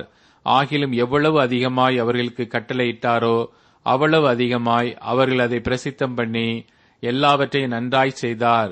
செவிடர் கேட்கவும் ஊமையர் பேசவும் பண்ணுகிறார் என்று சொல்லி மென்மேலும் ஆச்சரியப்பட்டார்கள். மார்க்கு அதிகாரம் 8. அந்த நாட்களிலே திரளான ஜனங்கள் கூடி வந்திருக்கையில் அவர்கள் சாப்பிடுகிறதற்கு ஒன்றுமில்லாத போது இயேசு தம்முடைய சீஷரை அழைத்து, ஜனங்களுக்காக பரிதபிக்கிறேன், இவர்கள் இப்பொழுது என்னிடத்தில் தங்கியிருந்த 3 நாளாய் சாப்பிட ஒன்றுமில்லாது இருக்கிறார்கள். இவர்களில் சில தூரத்திலிருந்து வந்தவர்கள் ஆகையால் நான் இவர்களை பட்டினியாய் வீட்டிற்கு அனுப்பிவிட்டால் வழியில் சோர்ந்து போவார்களே என்றார். அதற்கு அவருடைய சீஷர்கள், இந்த வனாந்திரத்திலே ஒருவன் எங்கே இருந்த அப்பங்களை கொண்டு வந்து இத்தனை பேர்களை திருப்தியாக்க கூடும் என்றார்கள். அதற்கு அவர், உங்களிடத்தில் எத்தனை அப்பங்கள் உண்டு என்று கேட்டார். அவர்கள் 7 அப்பங்கள் உண்டு என்றார்கள். அப்பொழுது அவர் ஜனங்களை தரையிலே பந்தியிருக்க கட்டளையிட்டு அந்த 7 அப்பங்களையும் எடுத்து ஸ்தோத்திரம் பண்ணி பிட்டு அவர்களுக்கு பரிமாறும்படி சீஷர்களிடத்தில் கொடுத்தார். அவர்கள் ஜனங்களுக்கு பரிமாறினார்கள். சில சிறு மீன்களும் அவர்களிடத்தில் இருந்தது. அவர் அவைகளையும் ஆசீர்வதித்து அவர்களுக்கு பரிமாறும்படி சொன்னார். அவர்கள் சாப்பிட்டு திருப்தி அடைந்தார்கள். மீதியான துணிக்கைகளை 7 கூடை நிறைய எடுத்தார்கள். சாப்பிட்டவர்கள் ஏறக்குறைய 4000 பேராயிருந்தார்கள். பின்பு அவர் அவர்களை அனுப்பிவிட்டார். உடனே அவர் தம்முடைய சீஷரோடே கூட படவில் ஏறி தல்மனூத்தாவின் எல்லைகளில் வந்தார். அப்பொழுது பரிசேயர் வந்து அவரோடே தர்க்கிக்கத் தொடங்கி அவரை சோதிக்கும்படி வானத்திலிருந்து ஒரு அடையாளத்தை காண்பிக்க வேண்டும் என்று கேட்டார்கள். அவர் தம்முடைய ஆவியில் பெருமூச்சு விட்டு, இந்த சந்ததியார் அடையாளம் தேடுகிறதென்ன? இந்த சந்ததியாருக்கு ஒரு அடையாளமும் கொடுக்கப்படுவதில்லை என்று மெய்யாகவே உங்களுக்கு சொல்லுகிறேன் என்று சொல்லி அவர்களை விட்டு மறுபடியும் படவில் ஏறி அக்கரைக்கு போனார். சீஷர்கள் அப்பங்களை கொண்டு வர மறந்து போனார்கள். படவிலே அவர்களிடத்தில் ஒரு அப்பம் மாத்திரம் இருந்தது. அவர் அவர்களை நோக்கி, நீங்கள் பரிசேயருடைய புளித்த மாவை குறித்தும் ஏரோதின் புளித்த மாவை குறித்தும் எச்சரிக்கையாயிருங்கள் என்று கற்பித்தார். அதற்கு அவர்கள், நம்மிடத்தில் அப்பங்கள் இல்லாதபடியால் இப்படி சொல்லுகிறார் என்று தங்களுக்குள்ளே யோசனை பண்ணி கொண்டார்கள். இயேசு அதை அறிந்து அவர்களை நோக்கி, உங்களிடத்தில் அப்பங்கள் இல்லாதபடியினால் நீங்கள் யோசனை பண்ணுகிறதென்ன? இன்னும் சிந்தியாமலும் உணராமலும் இருக்கிறீர்களா? இன்னும் உங்கள் இருதயம் கடினமாயிருக்கிறதா? உங்களுக்கு கண்கள் இருந்தும் காணாதிருக்கிறீர்களா? காதுகள் இருந்தும் கேளாதிருக்கிறீர்களா? நினைவு கூறாமலும் இருக்கிறீர்களா? நான் 5 அப்பங்களை 5000 பேருக்கு பங்கிட்ட போது மீதியான துணிக்கைகளை எத்தனை கூடை நிறைய எடுத்தீர்கள் என்று கேட்டார். 12 என்றார்கள். நான் 7 அப்பங்களை 4000 பேருக்கு பங்கிட்ட போது மீதியான துணிக்கைகளை எத்தனை கூடை நிறைய எடுத்தீர்கள் என்று கேட்டார். 7 என்றார்கள். அப்படியானால் நீங்கள் உணராதிருக்கிறது எப்படி என்றார். பின்பு அவர் பெத்சாயிதா ஊருக்கு வந்தார். அப்பொழுது ஒரு குருடனை அவரிடத்தில் கொண்டு வந்து அவனை தொடும்படி அவரை வேண்டிக் கொண்டார்கள். அவர் குருடனுடைய கையை பிடித்து அவனை கிராமத்துக்கு வெளியே அழைத்துக் கொண்டு போய் அவன் கண்களில் உமிழ்ந்து அவன் மேல் கைகளை வைத்து, எதையாகிலும் காண்கிறாயா என்று கேட்டார். அவன் ஏறிட்டு பார்த்து, நடக்கிற மனுஷரை மரங்களைப் போல் காண்கிறேன் என்றான். பின்பு அவர் மறுபடியும் அவன் கண்களின் மேல் கைகளை வைத்து அவனை ஏறிட்டு பார்க்கும்படி செய்தார். அப்பொழுது அவன் சொஸ்தமடைந்து யாவரையும் தெளிவாய் கண்டான். பின்பு அவர் அவனை நோக்கி, நீ கிராமத்தில் பிரவேசியாமலும் கிராமத்தில் இதை ஒருவருக்கும் சொல்லாமலும் இரு என்று சொல்லி அவனை வீட்டிற்கு அனுப்பிவிட்டார். பின்பு இயேசுவும் அவருடைய சீஷர்களும் புறப்பட்டு பிலிப்பு செசரியா பட்டணத்தை சேர்ந்த கிராமங்களுக்கு போனார்கள். வழியிலே அவர் தம்முடைய சீஷர்களை நோக்கி, ஜனங்கள் என்னை யார் என்று சொல்லுகிறார்கள் என்று கேட்டார். அதற்கு அவர்கள், சிலர் உம்மை யோவான் ஸ்நானன் என்றும், சிலர் எலியா என்றும், வேறு சிலர் தீர்க்க தரிசிகளில் ஒருவர் என்றும் சொல்லுகிறார்கள் என்றார்கள். அப்பொழுது அவர், நீங்கள் என்னை யார் என்று சொல்லுகிறீர்கள் என்று கேட்டார். பேதுரு பிரதியுத்தரமாக, நீர் கிறிஸ்து என்றான். அப்பொழுது தம்மை குறித்து ஒருவருக்கும் சொல்லாதபடிக்கு அவர்களுக்கு உறுதியாய் கட்டளையிட்டார். அல்லாமலும் மனுஷகுமாரன் பல பாடுகள் பட்டு மூப்பராலும் பிரதான ஆசாரியராலும் வேத பாரகராலும் ஆகாதவன் என்று தள்ளப்பட்டு கொல்லப்பட்டு 3 நாளைக்கு பின்பு உயிர்த்தெழுந்திருக்க வேண்டியதென்று அவர்களுக்கு போதிக்கத் தொடங்கினார். இந்த வார்த்தையை அவர் தாராளமாக சொன்னார். அப்பொழுது பேதுரு அவரை தனியே அழைத்துக் கொண்டு போய் அவரை கடிந்து கொள்ளத் தொடங்கினான். அவர் திரும்பி தம்முடைய சீஷரை பார்த்து பேதுருவை நோக்கி, எனக்கு பின்னாக போ சாத்தானே, நீ தேவனுக்கேற்றவைகளை சிந்தியாமல் மனுஷருக்கு ஏற்றவைகளை சிந்திக்கிறாய் என்று சொல்லி அவனை கடிந்து கொண்டார். பின்பு அவர் ஜனங்களையும் தம்முடைய சீஷர்களையும் தம்மிடத்தில் அழைத்து, ஒருவன் என் பின்னே வர விரும்பினால் அவன் தன்னைத்தான் வெறுத்து தன் சிலுவையை எடுத்துக்கொண்டு என்னை பின்பற்ற கடவன். தன் ஜீவனை ரட்சிக்க விரும்புகிறவன் அதை இழந்து போவான். என் நிமித்தமாகவும் சுவிசேஷத்தின் நிமித்தமாகவும் தன் ஜீவனை இழந்து போகிறவன் அதை ரட்சித்துக் கொள்ளுவான்.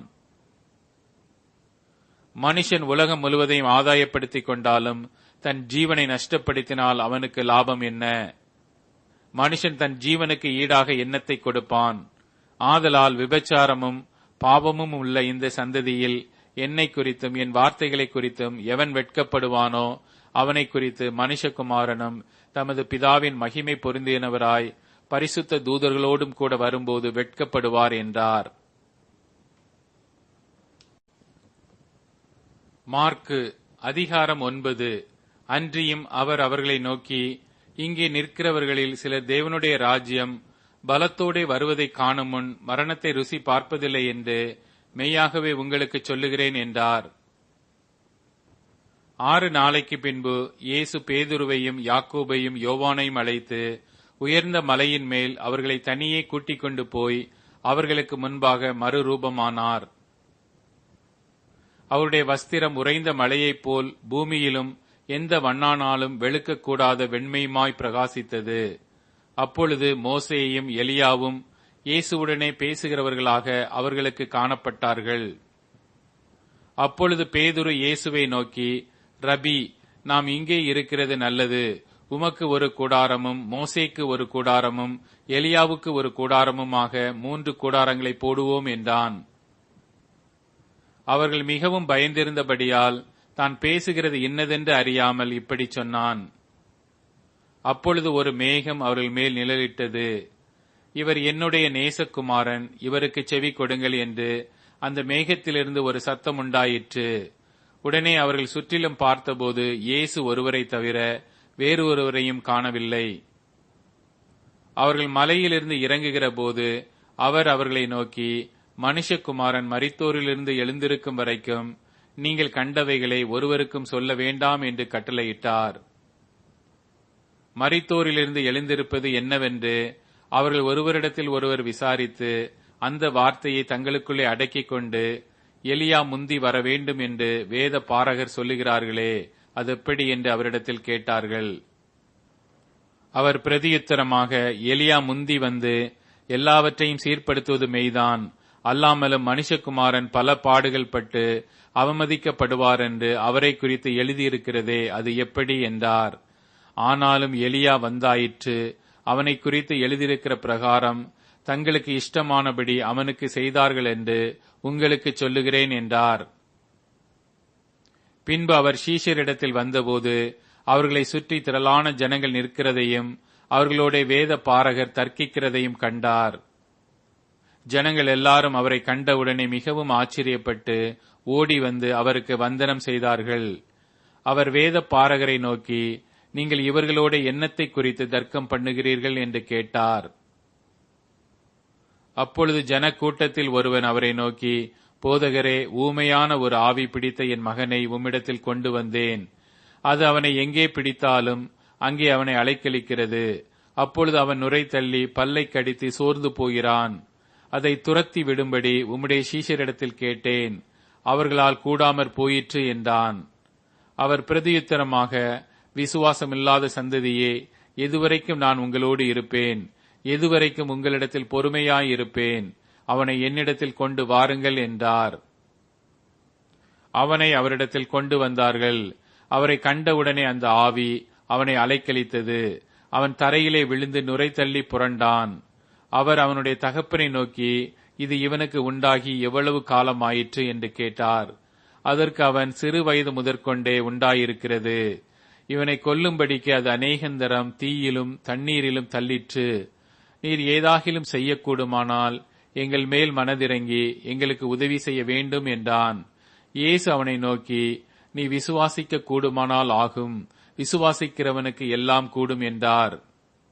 உடனே பிள்ளையின் தகப்பன், விசுவாசிக்கிறேன் ஆண்டவரே, என் அவிசுவாசம் நீங்கும்படி உதவி செய்யும் என்று கண்ணீரோடே சத்தமிட்டு சொன்னான்.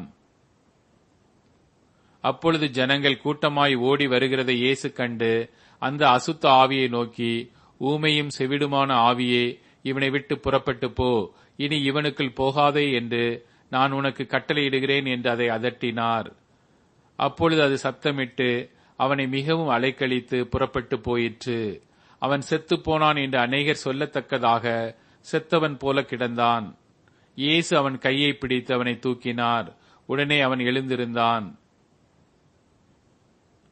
வீட்டில் அவர் பிரவேசித்த பொழுது அவருடைய சீஷர்கள் அதை துரத்திவிட எங்களால் ஏன் கூடாமற் போயிற்று என்று அவரிடத்தில் தனித்து கேட்டார்கள். அதற்கு அவர், இவ்வகை பிசாசு ஜபத்தினாலும் உபவாசத்தினாலுமே அன்றி மற்றவிதத்தினாலும் புறப்பட்டு போகாது என்றார்.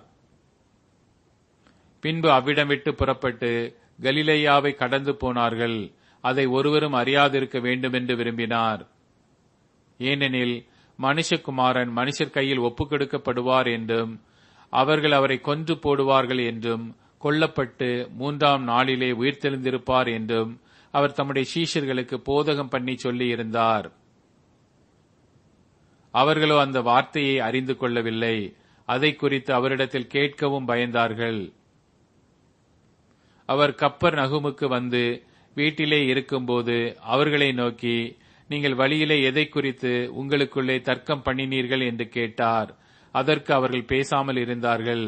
ஏனெனில் தங்களுக்குள்ளே எவன் பெரியவன் என்று வழியில் தர்க்கம் பண்ணினார்கள். அப்பொழுது அவர் உட்கார்ந்து 12 அழைத்து, எவனாகிலும் முதல்வனாயிருக்க விரும்பினால் அவன் எல்லாருக்கும் கடையானவனும் எல்லாருக்கும் ஊழியக்காரனுமாய் இருக்க கடவன் என்று சொல்லி ஒரு சிறு பிள்ளையை எடுத்து அதை அவர்கள் நடுவிலே நிறுத்தி அதை அணைத்துக் கொண்டு, இப்படிப்பட்ட சிறு பிள்ளைகளில் ஒன்றை என் நாமத்தினாலே ஏற்றுக்கொள்ளுகிறவன் என்னை ஏற்றுக்கொள்ளுகிறான், என்னை ஏற்றுக்கொள்ளுகிறவன் என்னை அல்ல என்னை அனுப்பினவரை ஏற்றுக்கொள்ளுகிறான் என்றார். அப்பொழுது யோவான் அவரை நோக்கி, போதகரே, நம்மை பின்பற்றாதவன் ஒருவன் உமது நாமத்தினாலே பிசாசுகளை துரத்துகிறதைக் கண்டோம். அவன் நம்மை பின்பற்றாதவன் ஆனதால் அவனை தடுத்தோம் என்றான். அதற்கு இயேசு அவனை தடுக்க வேண்டாம். என் நாமத்தினாலே அற்புதம் செய்கிறவன் எளிதாய் என்னை குறித்து தீங்கு சொல்ல மாட்டான். நமக்கு விரோதமாயிராதவன் நமது பட்சத்தில் இருக்கிறான். நீங்கள் கிறிஸ்துவின் உடையவர்களாய் இருக்கிறபடியினாலே என் நாமத்து நிமித்தம் உங்களுக்கு ஒரு கலசம் தண்ணீர் குடிக்க கொடுக்கிறவன் தன் பலனை அடையாமற் போவதில்லை என்று மெய்யாகவே உங்களுக்கு சொல்லுகிறேன். என்னிடத்தில் விசுவாசமாய் இருக்கிற இந்த சிறியரில் ஒருவனுக்கு இடறல் உண்டாக்குகிறவன் எவனோ அவனுடைய கழுத்தில் ஏந்திர கல்லை கட்டி சமுத்திரத்தில் அவனை தள்ளி போடுகிறது அவனுக்கு நலமாயிருக்கும். உன் கை உனக்கு இடறல் உண்டாக்கினால் அதை தரித்து போடு. நீ 2 கையுடையவனாய் அவியாத அக்கினியுள்ள நரகத்திலே போவதை பார்க்கிலும் ஊனனாய் ஜீவனுக்குள் பிரவேசிப்பது உனக்கு நலமாயிருக்கும். அங்கே அவர்கள் புழு சாவாமலும் அக்கினி அவியாமலும் இருக்கும். உன் கால் உனக்கு இடறல் உண்டாக்கினால் அதை தரித்து போடு. நீ 2 காலுடையவனாய் அவியாத அக்கினியுள்ள நரகத்திலே தள்ளப்படுவதை பார்க்கிலும் சப்பானியாய் ஜீவனுக்குள் பிரவேசிப்பது உனக்கு நலமாயிருக்கும். அங்கே அவர்கள் புழு சாவாமலும் அக்கினி அவியாமலும் இருக்கும். உன் கண் உனக்கு இடறல் உண்டாக்கினால் அதை பிடுங்கி போடு. நீ 2 கண்ணுடையவனாய் நரக அக்கினியிலே தள்ளப்படுவதை பார்க்கிலும் ஒற்றை கண்ணனாய் தேவனுடைய ராஜ்யத்தில் பிரவேசிப்பது உனக்கு நலமாயிருக்கும். அங்கே அவர்கள் புழு சாவாமலும் அக்கினி அவியாமலும் இருக்கும். எந்த பலியும் உப்பினால் ஒப்பிடப்படுவது போல எந்த மனுஷனும் அக்கினியினால் ஒப்பிடப்படுவான். உப்பு நல்லதுதான். உப்பு சாரமற்று போனால் அதற்கு எதினாலே சாரமுண்டாக்குவீர்கள்? உங்களுக்குள்ளே உப்புடையவர்களாயிருங்கள், ஒருவரோடொருவர் சமாதானம் உள்ளவர்களாயும் இருங்கள் என்றார். மார்க்கு அதிகாரம் 10. அவர் அவ்விடம் விட்டெழுந்து யோர்தானுக்கு அக்கறையிலுள்ள தேசத்தின் வழியாய் யூதேயாவின் எல்லைகளில் வந்தார். ஜனங்கள் மறுபடியும் அவரிடத்தில் கூடி வந்தார்கள். அவர் தம்முடைய வழக்கத்தின்படியே அவர்களுக்கு போதித்தார். அப்பொழுது பரிசேயர் அவரை சோதிக்க வேண்டுமென்று அவரிடத்தில் வந்து, புருஷனானவன் தன் மனைவியை தள்ளிவிடுவது நியாயமா என்று கேட்டார்கள். அவர் பிரதியுத்தரமாக, மோசே உங்களுக்கு கட்டளையிட்டிருக்கிறது என்ன என்று கேட்டார். அதற்கு அவர்கள், தள்ளுதற் சீட்டை கொடுத்து அவளை தள்ளிவிடலாம் என்று மோசே உத்தரவு கொடுத்திருக்கிறார் என்றார்கள். இயேசு அவர்களுக்கு பிரதியுத்தரமாக, உங்கள் இருதய கடினத்தின் நிமித்தம் இந்த கட்டளையை உங்களுக்கு எழுதி கொடுத்தான். ஆகிலும் ஆதியிலே மனுஷரை சிருஷ்டித்த தேவன் அவர்களை ஆணும் பெண்ணுமாக உண்டாக்கினார். இது நிமித்தம் புருஷனானவன் தன் தகப்பனையும் தாயையும் விட்டு தன் மனைவியோடு இசைந்திருப்பான். அவர்கள் இருவரும் ஒரே மாம்சமாயிருப்பார்கள். இவ்விதமாய் அவர்கள் இருவராயிராமல் ஒரே மாம்சமாயிருக்கிறார்கள். ஆகையால் தேவன் இணைத்ததை மனுஷன் பிரிக்காதிருக்க கடவன் என்றார். பின்பு வீட்டிலே அவருடைய சீஷர்கள் அந்த காரியத்தை குறித்து மறுபடியும் அவரிடத்தில் விசாரித்தார்கள். அப்பொழுது அவர், எவனாகிலும் தன் மனைவியை தள்ளிவிட்டு வேறொருத்தியை விவாகம் பண்ணினால் அவன் அவளுக்கு விரோதமாய் விபச்சாரம் செய்கிறவனாயிருப்பான். மனைவியும் தன் புருஷனை தள்ளிவிட்டு வேறொருவனை விவாகம் பண்ணினால் விபச்சாரம் செய்கிறவளாயிருப்பாள் என்றார். அப்பொழுது சிறு பிள்ளைகளை அவர் தொடும்படிக்கு அவர்களை அவரிடத்தில் கொண்டு வந்தார்கள். கொண்டு வந்தவர்களை சீஷர்கள் அதட்டினார்கள்.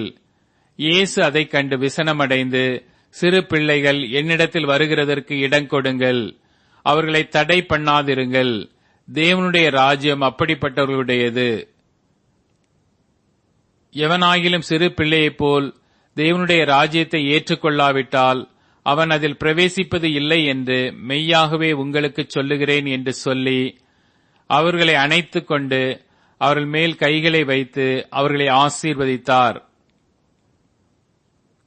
பின்பு அவர் புறப்பட்டு வழியிலே போகையில் ஒருவன் ஓடி வந்து அவருக்கு முன்பாக முழங்கால் படியிட்டு, நல்ல போதகரே, நித்திய ஜீவனை சுதந்தரித்துக் கொள்ளும்படி நான் என்ன செய்ய வேண்டும் என்று கேட்டான். அதற்கு இயேசு, நீ என்னை நல்லவன் என்று சொல்வானேன்? தேவன் ஒருவர் தவிர நல்லவன் ஒருவனும் இல்லையே. விபச்சாரம் செய்யாதிருப்பாயாக, கொலை செய்யாதிருப்பாயாக, களவு செய்யாதிருப்பாயாக, பொய் சாட்சி சொல்லாதிருப்பாயாக, வஞ்சனை செய்யாதிருப்பாயாக, உன் தகப்பனையும் உன் தாயையும் கனம் பண்ணுவாயாக என்கிற கற்பனைகளை அறிந்திருக்கிறாயே என்றார். அதற்கு அவன், போதகரே, இவைகளை எல்லாம் என் சிறு வயது முதல் கை கொண்டிருக்கிறேன் என்றான். இயேசு அவனை பார்த்து அவனிடத்தில் அன்பு கூர்ந்து, உன்னிடத்தில் ஒரு குறைவு உண்டு. நீ போய் உனக்கு உண்டானவைகளை எல்லாம் விற்று தரித்திரருக்கு கொடு, அப்பொழுது பரலோகத்திலே உனக்கு பொக்கிஷம் உண்டாயிருக்கும். பின்பு சிலுவையை எடுத்துக்கொண்டு என்னை பின்பற்றி வா என்றார். அவன் மிகுந்த ஆஸ்தி உள்ளவனாயிருந்தபடியினால் இந்த வார்த்தையை கேட்டு மனமடிந்து துக்கத்தோடே போய்விட்டான். அப்பொழுது இயேசு சுற்றி பார்த்து தம்முடைய சீஷரை நோக்கி, ஐஸ்வர்யமுள்ளவர்கள் தேவனுடைய ராஜ்யத்தில் பிரவேசிக்கிறது எவ்வளவு அரிதாயிருக்கிறது என்றார். சீஷர்கள் அவருடைய வார்த்தைகளை குறித்து ஆச்சரியப்பட்டார்கள். இயேசு பின்னும் அவர்களை நோக்கி, பிள்ளைகளே, ஐஸ்வர்யத்தின் மேல் நம்பிக்கையாயிருக்கிறவர்கள் தேவனுடைய ராஜ்யத்தில் பிரவேசிப்பது எவ்வளவு அரிதாயிருக்கிறது. ஐஸ்வர்யவான் தேவனுடைய ராஜ்யத்தில் பிரவேசிப்பதை பார்க்கிலும் ஒட்டகமானது ஊசியின் காதிலே நுழைவது எளிதாயிருக்கும் என்றார். அவர்கள் பின்னும் அதிகமாய் ஆச்சரியப்பட்டு, அப்படியானால் யார் ரட்சிக்கப்படக்கூடும் என்று தங்களுக்குள்ளே சொல்லிக் கொண்டார்கள். இயேசு அவர்களை பார்த்து, மனுஷரால் இது கூடாததுதான், தேவனால் இது கூடாததல்ல, தேவனாலே எல்லாம் கூடும் என்றார்.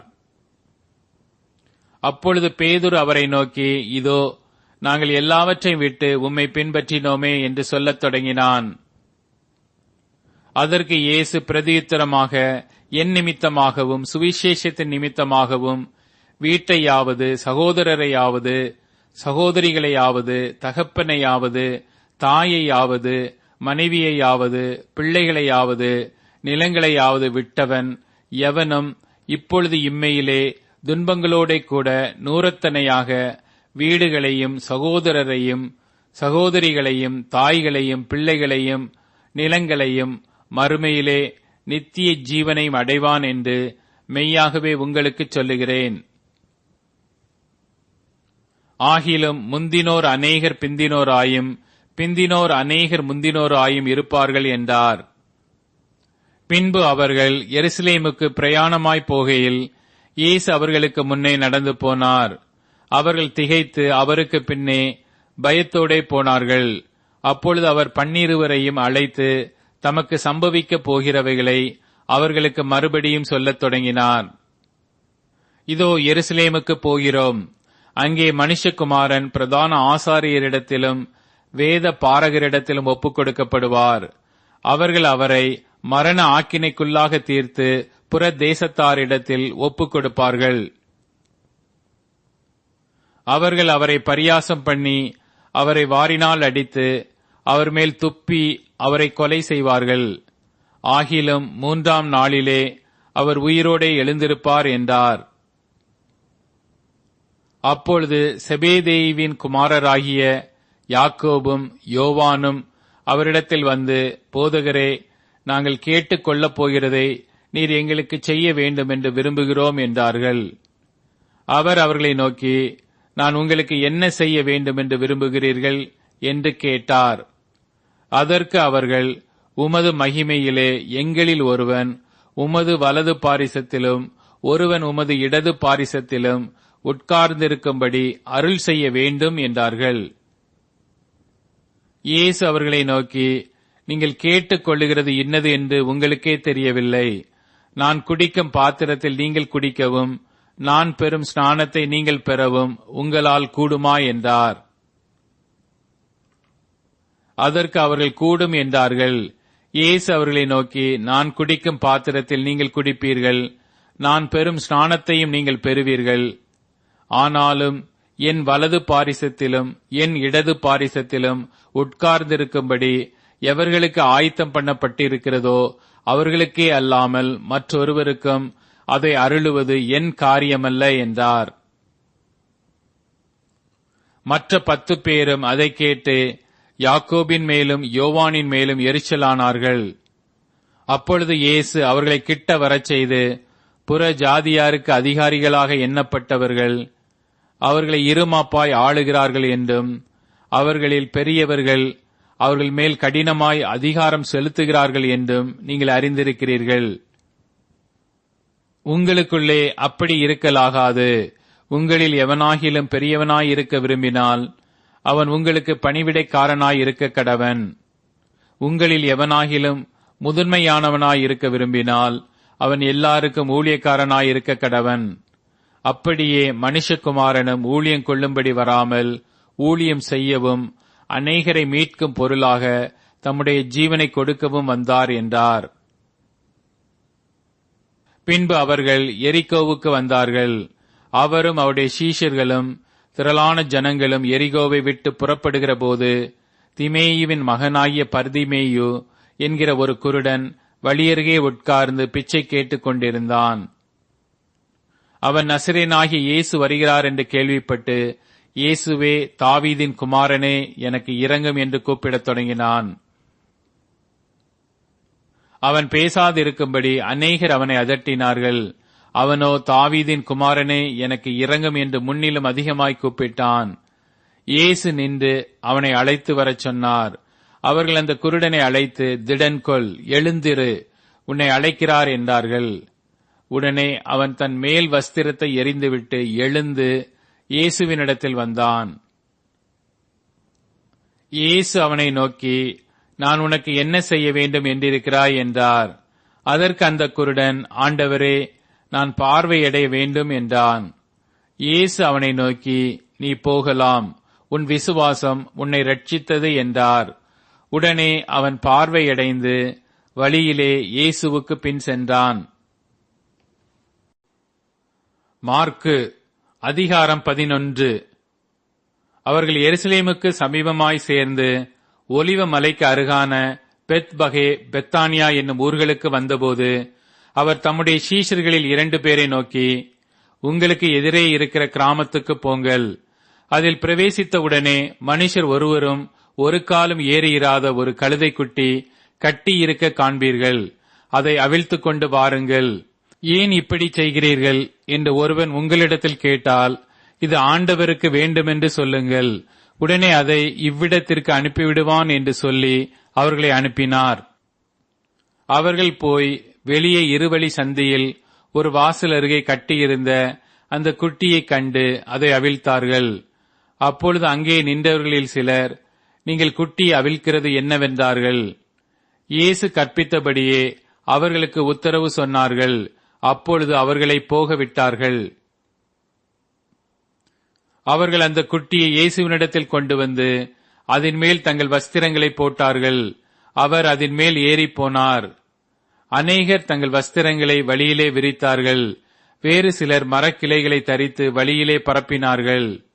முன் நடப்பாரும் பின் நடப்பாரும், ஓசன்னா, கர்த்தரின் நாமத்தினாலே வருகிறவர் ஸ்தோத்திரிக்கப்பட்டவர், கர்த்தரின் நாமத்தினாலே வருகிற நம்முடைய பிதாவாகிய தாவீதின் ராஜ்யம் ஆசீர்வதிக்கப்படுவதாக, உன்னதத்திலே ஓசன்னா என்று சொல்லி ஆர்ப்பரித்தார்கள். அப்பொழுது இயேசு எருசலேமுக்கு வந்து தேவ ஆலயத்தில் பிரவேசித்து எல்லாவற்றையும் சுற்றி பார்த்து சாயங்காலமானபோது பன்னிருவரோடும் கூட பெத்தானியாவுக்கு போனார். மறுநாளிலே அவர்கள் பெத்தானியாவிலிருந்து புறப்பட்டு வருகையில் அவருக்கு பசியுண்டாயிற்று. அப்பொழுது இலைகளுள்ள ஒரு அத்திமரத்தை தூரத்திலே கண்டு அதில் ஏதாகிலும் அகப்படுமா என்று பார்க்க வந்தார். அத்தி பல காலமாயிராதபடியால் அவர் அதனிடத்தில் வந்தபோது இலைகளை அல்லாமல் வேறொன்றையும் காணவில்லை. அப்பொழுது இயேசு அதை பார்த்து, இது முதல் ஒரு காலம் ஒருவனும் உன்னிடத்தில் கனியை புசியாதிருக்க கடவன் என்றார். அதை அவருடைய சீஷர்கள் கேட்டார்கள். அவர்கள் எருசலேமுக்கு வந்தார்கள். இயேசு தேவ ஆலயத்தில் பிரவேசித்து ஆலயத்தில் விற்கிறவர்களையும் கொல்லுகிறவர்களையும் துரத்திவிட்டு காசுக்காரருடைய பலகைகளையும் புறா விற்கிறவர்களுடைய ஆசனங்களையும் கவிழ்த்து, ஒருவனும் தேவ ஆலயத்தின் வழியாக யாதொரு பண்டத்தையும் கொண்டு போக விடாமல், என்னுடைய வீடு எல்லா ஜனங்களுக்கும் ஜெப வீடு எனப்படும் என்று எழுதியிருக்கவில்லையா? நீங்களோ அதை கள்ளர் குகையாக்கினீர்கள் என்று அவர்களுக்குச் சொல்லி உபதேசித்தார். அதை வேத பாரகரும் பிரதான ஆசாரியரும் கேட்டு அவரை கொலை செய்ய வகை தேடினார்கள். ஆகிலும் ஜனங்கள் எல்லாரும் அவருடைய உபதேசத்தை குறித்து ஆச்சரியப்பட்டபடியினாலே அவருக்கு பயந்திருந்தார்கள். சாயங்காலமானபோது அவர் நகரத்திலிருந்து புறப்பட்டு போனார். மறுநாள் காலையிலே அவர்கள் அவ்வழியாய் போகும்போது அந்த அத்திமரம் வேரோடே பட்டு போயிருக்கிறதை கண்டார்கள். பேதுரு நினைவு கூர்ந்து அவரை நோக்கி, ரபி, இதோ நீர் சபித்த அத்திமரம் பட்டு போயிற்று என்றான். இயேசு அவர்களை நோக்கி, தேவனிடத்தில் விசுவாசம் உள்ளவர்களாயிருங்கள். எவனாகிலும் இந்த மலையை பார்த்து, நீ பெயர்ந்து சமுத்திரத்திலே தள்ளுண்டு போ என்று சொல்லி தான் சொன்னபடியே நடக்கும் என்று தன் இருதயத்தில் சந்தேகப்படாமல் விசுவாசித்தால் அவன் சொன்னபடியே ஆகும் என்று மெய்யாகவே உங்களுக்கு சொல்லுகிறேன். ஆதலால் நீங்கள் நின்று ஜெபம் பண்ணும்போது எவைகளை கேட்டுக் கொள்வீர்களோ அவைகளை பெற்றுக் கொள்வோம் என்று விசுவாசியுங்கள். அப்பொழுது அவைகள் உங்களுக்கு உண்டாகும் என்று சொல்லுகிறேன். நீங்கள் ஜெபம் பண்ணும்போது ஒருவன் பேரில் உங்களுக்கு யாதொரு குறை உண்டாயிருக்குமானால், பரலோகத்தில் இருக்கிற உங்கள் பிதா உங்கள் தப்பிதங்களை உங்களுக்கு மன்னிக்கும்படி அந்த குறையை அவனுக்கு மன்னியுங்கள். நீங்கள் மன்னியாதிருப்பீர்களானால் பரலோகத்தில் இருக்கிற உங்கள் பிதாவும் உங்கள் தப்பிதங்களை மன்னியாதிருப்பார் என்றார். அவர்கள் மறுபடியும் எருசலேமுக்கு வந்தார்கள்.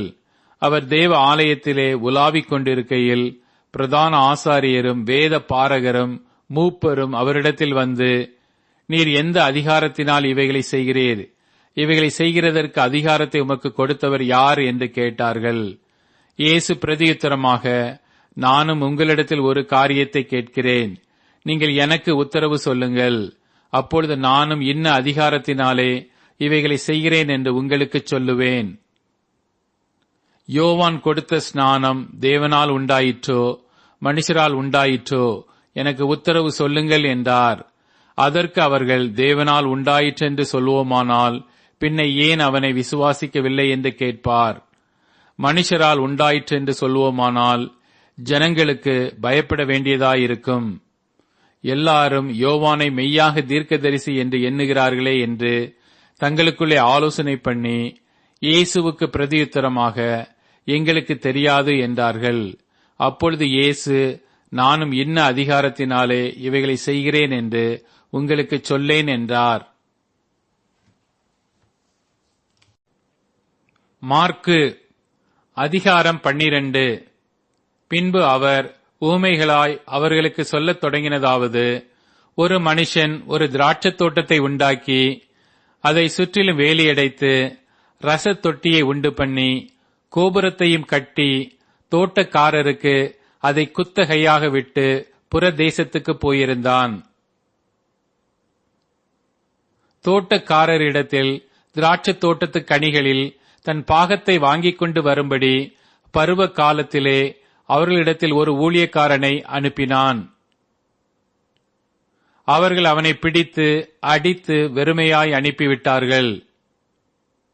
பின்பு வேறொரு ஊழியக்காரனை அவர்களிடத்தில் அனுப்பினான். அவர்கள் அவன் மேல் கல்லெறிந்து தலையிலே காயப்படுத்தி அவமானப்படுத்தி அனுப்பிவிட்டார்கள். மறுபடியும் வேறொருவனை அனுப்பினான். அவனை அவர்கள் கொலை செய்தார்கள். வேறு அநேகரையும் அனுப்பினான். அவர்களில் சிலரை அடித்து சிலரை கொன்று போட்டார்கள். அவனுக்கு பிரியமான ஒரே குமாரன் இருந்தான். என் குமாரனுக்கு அஞ்சுவார்கள் என்று சொல்லி அவனையும் கடைசியிலே அவர்களிடத்தில் அனுப்பினான். தோட்டக்காரரோ, இவன் சுதந்திரவாளி, இவனை கொலை செய்வோம் வாருங்கள், அப்பொழுது சுதந்திரம் நம்முடையதாகும் என்று ஒருவரோடொருவர் சொல்லிக்கொண்டு அவனை பிடித்து கொலை செய்து திராட்சைத் தோட்டத்துக்கு புறம்பே போட்டுவிட்டார்கள். அப்படி இருக்க திராட்சைத் தோட்டத்துக்கு எஜமான் என்ன செய்வான்? அவன் வந்து அந்த தோட்டக்காரரை சங்கரித்து திராட்சைத் தோட்டத்தை மற்றவர்களுக்கு ஒப்புக் கொடுப்பான் அல்லவா? வீடு கட்டுகிறவர்கள் ஆகாதென்று தள்ளின கல்லே மூலைக்கு தலைக்கல்லாயிற்று. அது கர்த்தராலே ஆயிற்று. அது நம்முடைய கண்களுக்கு ஆச்சரியமாயிருக்கிறது என்று எழுதியிருக்கிற வாக்கியத்தை நீங்கள் வாசிக்கவில்லையா என்றார். இந்த உவமையை தங்களை குறித்து சொன்னார் என்று அவர்கள் அறிந்து அவரை பிடிக்க வகை தேடினார்கள். ஆகிலும் ஜனத்துக்கு பயந்து அவரை விட்டு போய்விட்டார்கள். அவர்கள் பேச்சிலே அவரை அகப்படுத்தும்படிக்கு பரிசேயரிலும் ஏரோதியரிலும் சிலரை அவரிடத்தில் அனுப்பினார்கள். அவர்கள் வந்து, போதகரே, நீர் சத்தியமுள்ளவர் என்றும் எவனை குறித்தும் உமக்கு கவை இல்லை என்றும் அறிந்திருக்கிறோம். நீர் முகதாட்சணியம் இல்லாதவராய் தேவனுடைய மார்க்கத்தை சத்தியமாய் போதிக்கிறீர். ராயனுக்கு வரி கொடுக்கிறது நியாயமோ அல்லவோ? நாம் கொடுக்கலாமோ கொடுக்க கூடாதோ என்று கேட்டார்கள். அவர்களுடைய மாயத்தை அவர் அறிந்து, நீங்கள் என்னை ஏன் சோதிக்கிறீர்கள்? நான் பார்க்கும்படிக்கு ஒரு பணத்தை என்னிடத்தில் கொண்டு வாருங்கள் என்றார். அவர்கள் அதை கொண்டு வந்தார்கள். அப்பொழுது அவர், இந்த சுரூபமும் மேலெழுத்தும் யாருடையது என்று கேட்டார். ராயனுடையது என்றார்கள். அதற்கு இயேசு, ராயனுடையதை ராயனுக்கும் தேவனுடையதை தேவனுக்கும் செலுத்துங்கள் என்றார். அவர்கள் அவரை குறித்து ஆச்சரியப்பட்டார்கள். உயிர்த்தெழுதல் இல்லை என்று சாதிக்கிற சதுசேயர் அவரிடத்தில் வந்து, போதகரே, ஒருவனுடைய சகோதரன் சந்தானம் இல்லாமல் இறந்து போனால் அவனுடைய சகோதரன் அவன் மனைவியை விவாகம் பண்ணி தன் சகோதரனுக்கு சந்தானம் உண்டாக்க வேண்டுமென்று மோசே எங்களுக்கு எழுதி வைத்திருக்கிறாரே. இப்படி இருக்க 7 பேர் சகோதரர் இருந்தார்கள். மூத்தவன் ஒரு பெண்ணை விவாகம் பண்ணி சந்தானம் இல்லாமல் இறந்து போனான். 2ஆம் சகோதரன் அவளை விவாகம் பண்ணி அவனும் சந்தானம் இல்லாமல் இறந்து போனான். 3ஆம் சகோதரனும் அப்படியே ஆனான். 7 பேரும் அவளை விவாகம் பண்ணி சந்தானம் இல்லாமல் இறந்து போனார்கள். எல்லாருக்கும் பின்பு அந்த ஸ்திரீயும் இறந்து போனாள். ஆகையால் உயிர்த்தெழுதலில் அவர்கள் எழுந்திருக்கும் போது அவர்களில் எவனுக்கு அவள் மனைவியாயிருப்பாள்? 7 பேரும் அவளை மனைவியாக கொண்டிருந்தார்களே என்று கேட்டார்கள். இயேசு அவர்களுக்கு பிரதியுத்தரமாக, நீங்கள் வேத வாக்கியங்களையும் தேவனுடைய வல்லமையையும் அறியாததினால் அல்லவா தப்பான எண்ணம் கொள்ளுகிறீர்கள்.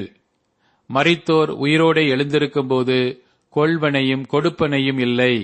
அவர்கள் பரலோகத்தில் இருக்கிற தேவ தூதரைப் போல் இருப்பார்கள். மரித்தோர் எழுந்திருப்பதைப் பற்றி நான் ஆபிரகாமின் தேவனும் ஈசாக்கின் தேவனும் யாக்கோபின் தேவனுமாயிருக்கிறேன் என்று தேவன் முட்செடியை குறித்து சொல்லிய இடத்தில் மோசேயின் ஆகமத்தில் அவனுக்கு சொன்னதை நீங்கள் வாசிக்கவில்லையா? அவர் மரித்தோருக்கு தேவனாயிராமல் ஜீவனுள்ளோருக்கு தேவனாயிருக்கிறார். ஆகையால் நீங்கள் மிகவும் தப்பான எண்ணம் கொள்ளுகிறீர்கள் என்றார்.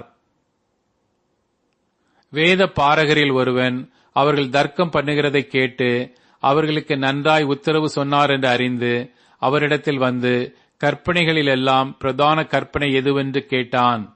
இயேசு அவனுக்கு பிரதியுத்தரமாக, கற்பனைகளிலெல்லாம் பிரதான கற்பனை எதுவென்றால், இஸ்ரவேலே கேள், நம்முடைய தேவனாகிய கர்த்தர் ஒருவரே கர்த்தர். உன் தேவனாகிய கர்த்தரிடத்தில் உன் முழு இருதயத்தோடும் உன் முழு ஆத்மாவோடும் உன் முழு மனதோடும் உன் முழு பலத்தோடும் அன்பு கூறுவாயாக என்பதே பிரதான கற்பனை. இதற்கு ஒப்பாயிருக்கிற இரண்டாம் கற்பனை என்னவென்றால், உன்னிடத்தில் நீ அன்பு கூறுவது போல் பிறனிடத்திலும் அன்பு கூறுவாயாக என்பதே. இவைகளிலும் பெரிய கற்பனை வேறொன்றும் இல்லை என்றார். அதற்கு வேத பாரகன், சரிதான் போதகரே, நீர் சொன்னது சத்தியம். ஒரே தேவன் உண்டு, அவரைத் தவிர வேறொரு தேவன் இல்லை.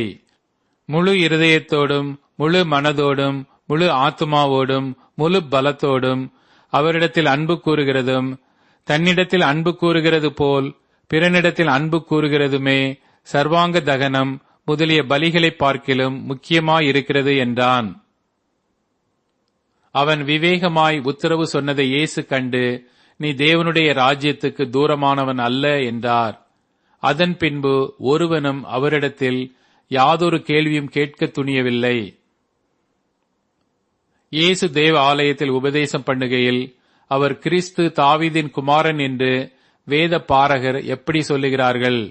நான் உம்முடைய சத்துருக்களை உமக்கு பாதபடியாக்கி போடும் வரைக்கும் நீர் என்னுடைய வலது பாரிசத்தில் உட்காரும் என்று கர்த்தர் என் ஆண்டவரோடே சொன்னார் என்று தாவீது பரிசுத்த ஆவியினாலே சொல்லி இருக்கிறானே. தாவீது தானே அவரை ஆண்டவர் என்று சொல்லியிருக்க, அவனுக்கு அவர் குமாரனாய் இருப்பது எப்படி என்றார். அநேக ஜனங்கள் அவருடைய உபதேசத்தை விருப்பத்தோட கேட்டார்கள். பின்னும் அவர் உபதேசம் பண்ணுகையில் அவர்களை நோக்கி, நீண்ட அங்கிகளை தரித்துக் கொண்டு திரியவும், சந்தை வெளிகளில் வந்தனங்களை அடையவும், ஜெப ஆலயங்களில் முதன்மையான ஆசனங்களில் உட்காரவும், விருந்துகளில் முதன்மையான இடங்களில் இருக்கவும் விரும்பி, விதவைகளின் வீடுகளை பட்சித்து பார்வைக்கு நீண்ட ஜெபம் பண்ணுகிற வேத பாரகரை குறித்து எச்சரிக்கையாயிருங்கள். அவர்கள் அதிக ஆக்கினையை அடைவார்கள் என்றார். இயேசு காணிக்கை பெட்டிக்கு எதிராக உட்கார்ந்து ஜனங்கள் காணிக்கை பெட்டியில் பணம் போடுகிறதை பார்த்து கொண்டிருந்தார். ஐஸ்வர்யவான்கள் அநேகர் அதிகமாய் போட்டார்கள். ஏழையான ஒரு விதவையும் வந்து ஒரு துட்டுக்கு சரியான 2 காசை போட்டாள்.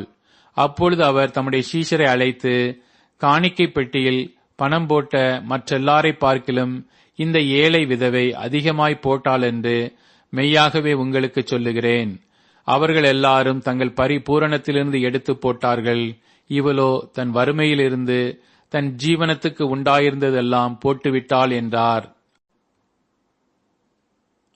மார்க்கு அதிகாரம் 13.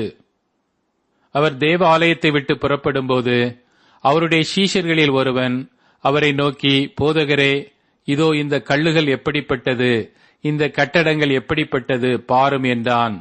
இயேசு அவனுக்கு பிரதியுத்தரமாக, இந்த பெரிய கட்டடங்களை காண்கிறாயே, ஒரு கல்லின் மேல் ஒரு கல் இராதபடிக்கு எல்லாம் இடிக்கப்பட்டு போகும் என்றார்.